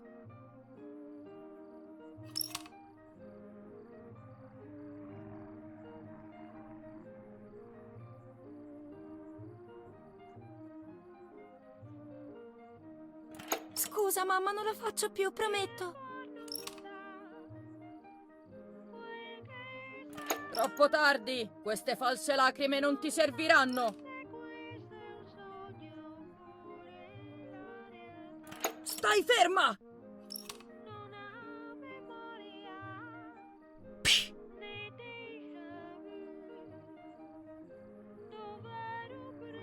Aiuto!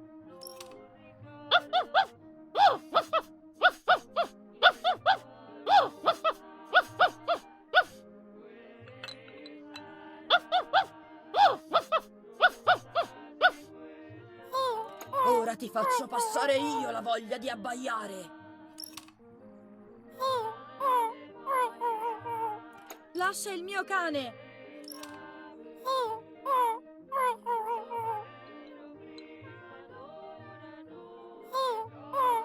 Inutile urlare, stupida ragazzina!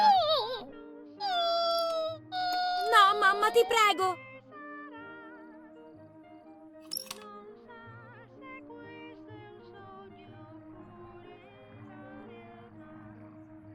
Sei pazza!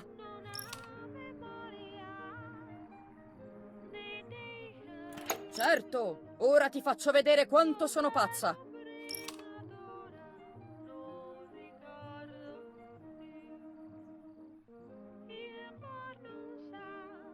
Aiuto, papà!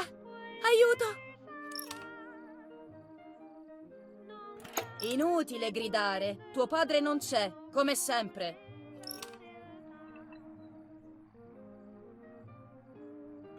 Ora lo mangerai. Scommettiamo?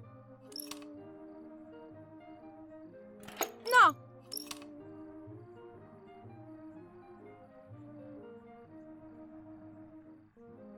Mangia!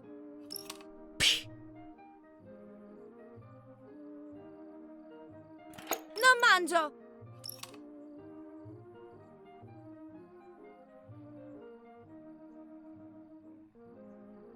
Ho detto mangia!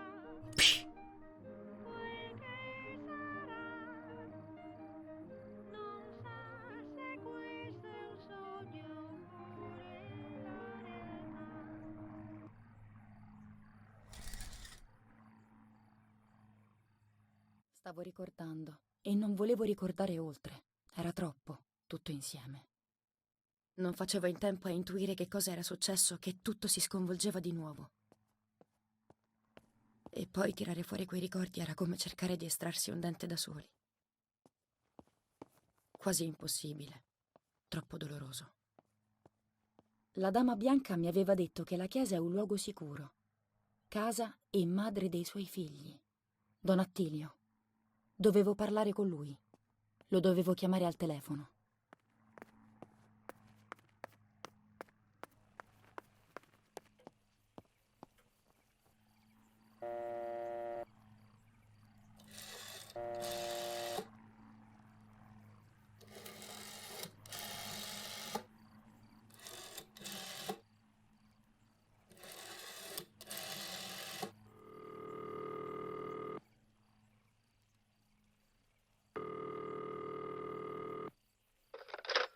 Don Attilio, chi è? Padre, mi aiuti.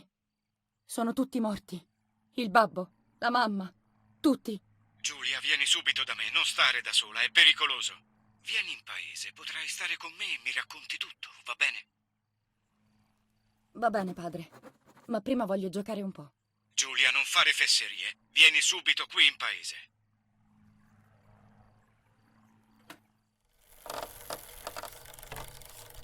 Grazie all'eroica collaborazione di Marta K, figlia del generale Eric K, è stata sgominata una missione messa a punto dai partigiani per appropriarsi di armi dell'esercito tedesco. Gli stessi animali coinvolti nell'omicidio dell'altra figlia del generale, Giulia K, e nel tentato omicidio della giovane Marta stessa. I vili traditori sono stati tutti giustiziati sul posto. Giustizia è fatta. Per l'Italia, per il Duce. Quei ragazzi. Li avevano uccisi tutti ed era colpa mia. Avevano la mia età. Alcuni erano nostri amici. Non pensavo che sarebbe andata così, ma era ovvio. Cosa mi aspettavo? Mi sentivo una vigliacca, ma cosa potevo fare? Avrei dovuto tradire mio padre. Era mio padre e lo amavo. Lapo era mio amico e lo amavo. Da che parte stavo? Io ascoltavo solo il mio cuore. Pensavo fosse giusto. E invece era la cosa peggiore da fare.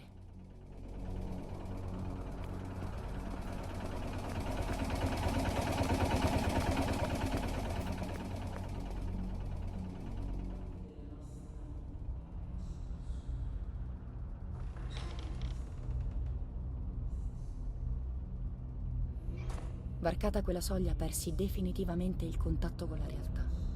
Morivano tutti, mentre io sopravvivevo a tutto.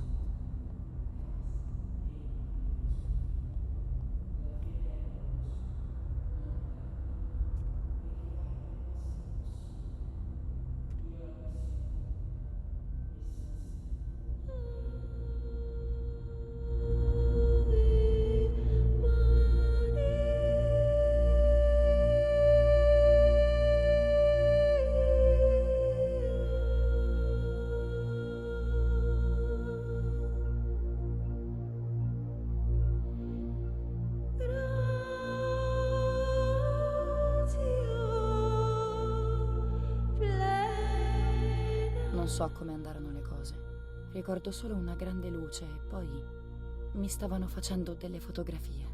C'era un uomo vestito di bianco, un dottore, immagino. Mi faceva delle domande, ma io non capivo cosa mi stesse chiedendo. Scrisse qualcosa su un foglio e 2 infermiere mi portarono via.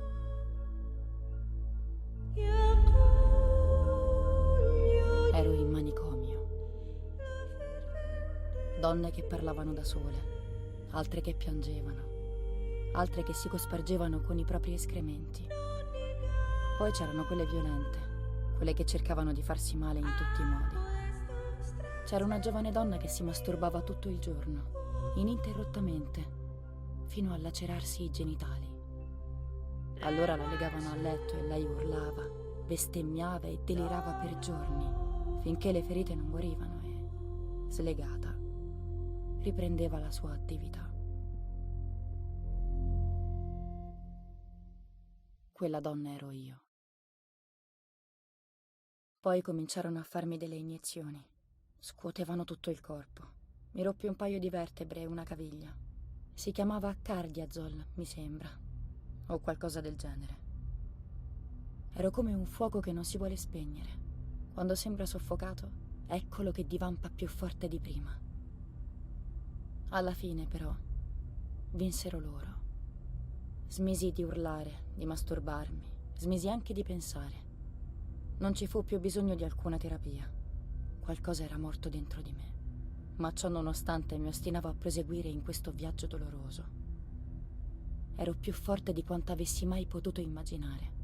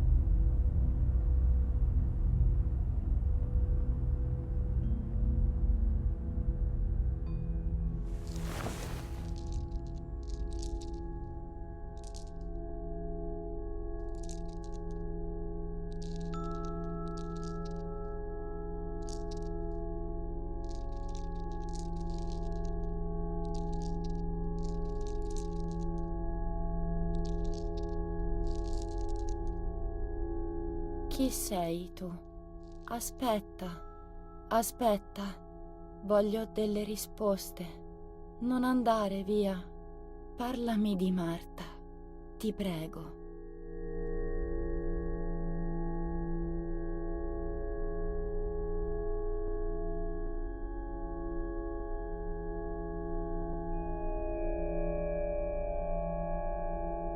Marta, Giulia.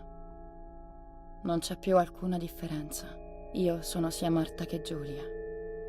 Quello che vuoi. Siamo noi, è vero. E la mamma? È viva? La mamma è morta. Nessuno lo sa meglio di me, purtroppo. Inutile cercare di illudersi.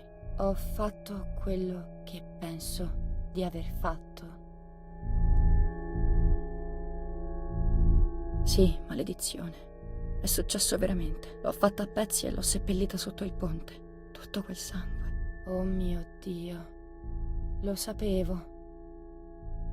E il babbo? Anche questo è successo veramente. È successo veramente. Gli hanno sparato davanti a me. Paura, dolore, vergogna. Non riesco a rimuoverlo, ma neppure a riviverlo. Purtroppo lo sapevo già. E la Tata? Povera Tata. Lei non c'entrava davvero nulla. È morta nella nostra villa. I bombardamenti. Noi ci siamo salvati rifugiandoci per tempo a casa sua. Privilegi di gente ricca. I sentimenti contano poco. Povera tatina mia. Ho paura a chiedere di Lapo.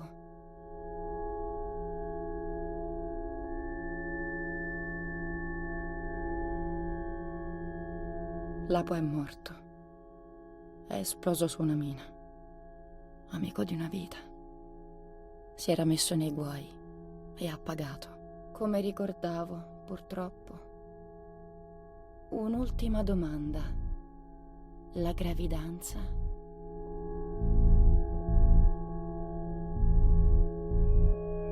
Marta era incinta. Il suo bimbo deforme è morto con lei. Quanto dolore. Ma ora basta.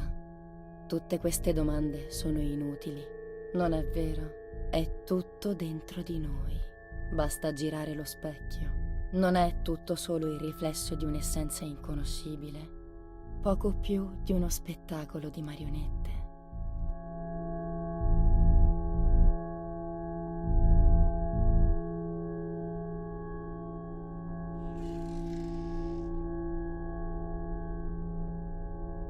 Braccia pronte a tutto, anche ad uccidere.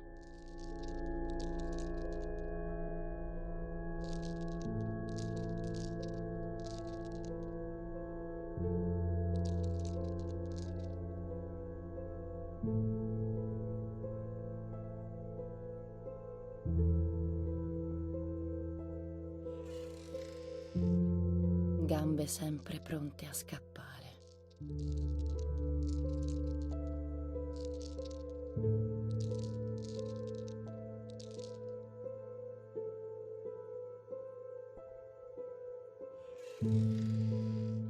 Il ventre che ha concepito nel peccato.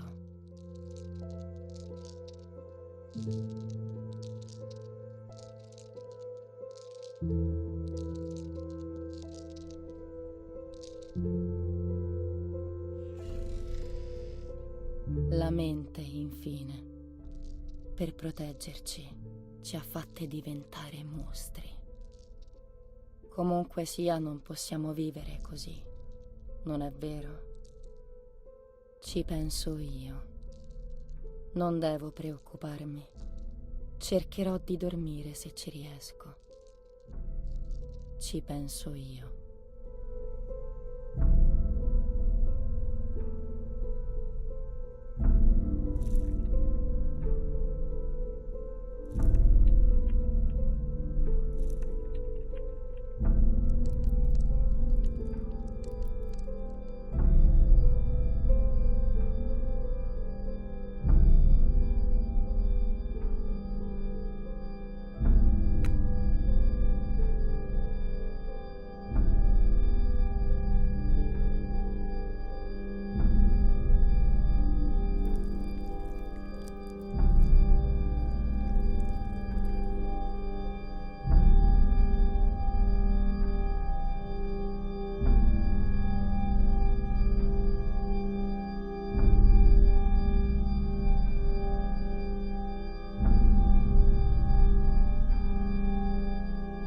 Il 26 luglio, San Casciano fu bombardata e la chiesa fu distrutta.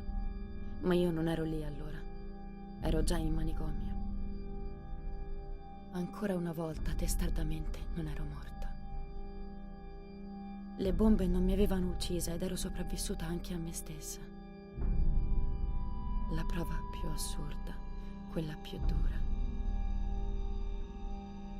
Ma la guerra ora è finita da tempo. Là fuori e soprattutto dentro di me. Ero dall'altra parte del cancello, ma ora posso voltare pagina. La vita sta aprendo di nuovo le sue porte, non è vero? Se non avessi avuto la fortuna di sopravvivere a me stessa, avrei buttato via tutto quanto. Pensiamo che i pericoli siano attorno a noi, pronti ad aggredirci. Ma quelli più subdoli e ingannevoli sono quelli dentro di noi. Crescono senza che ce ne rendiamo conto. Ci fanno soffrire e ci spingono a perdere il senso e il rispetto di noi stessi. Avrei voluto chiedere aiuto, ma ero sola. Questa è la mia storia. Grazie per essere qui, di avermi ascoltata. Ora sono pronta per andare. Quando arriveremo a casa?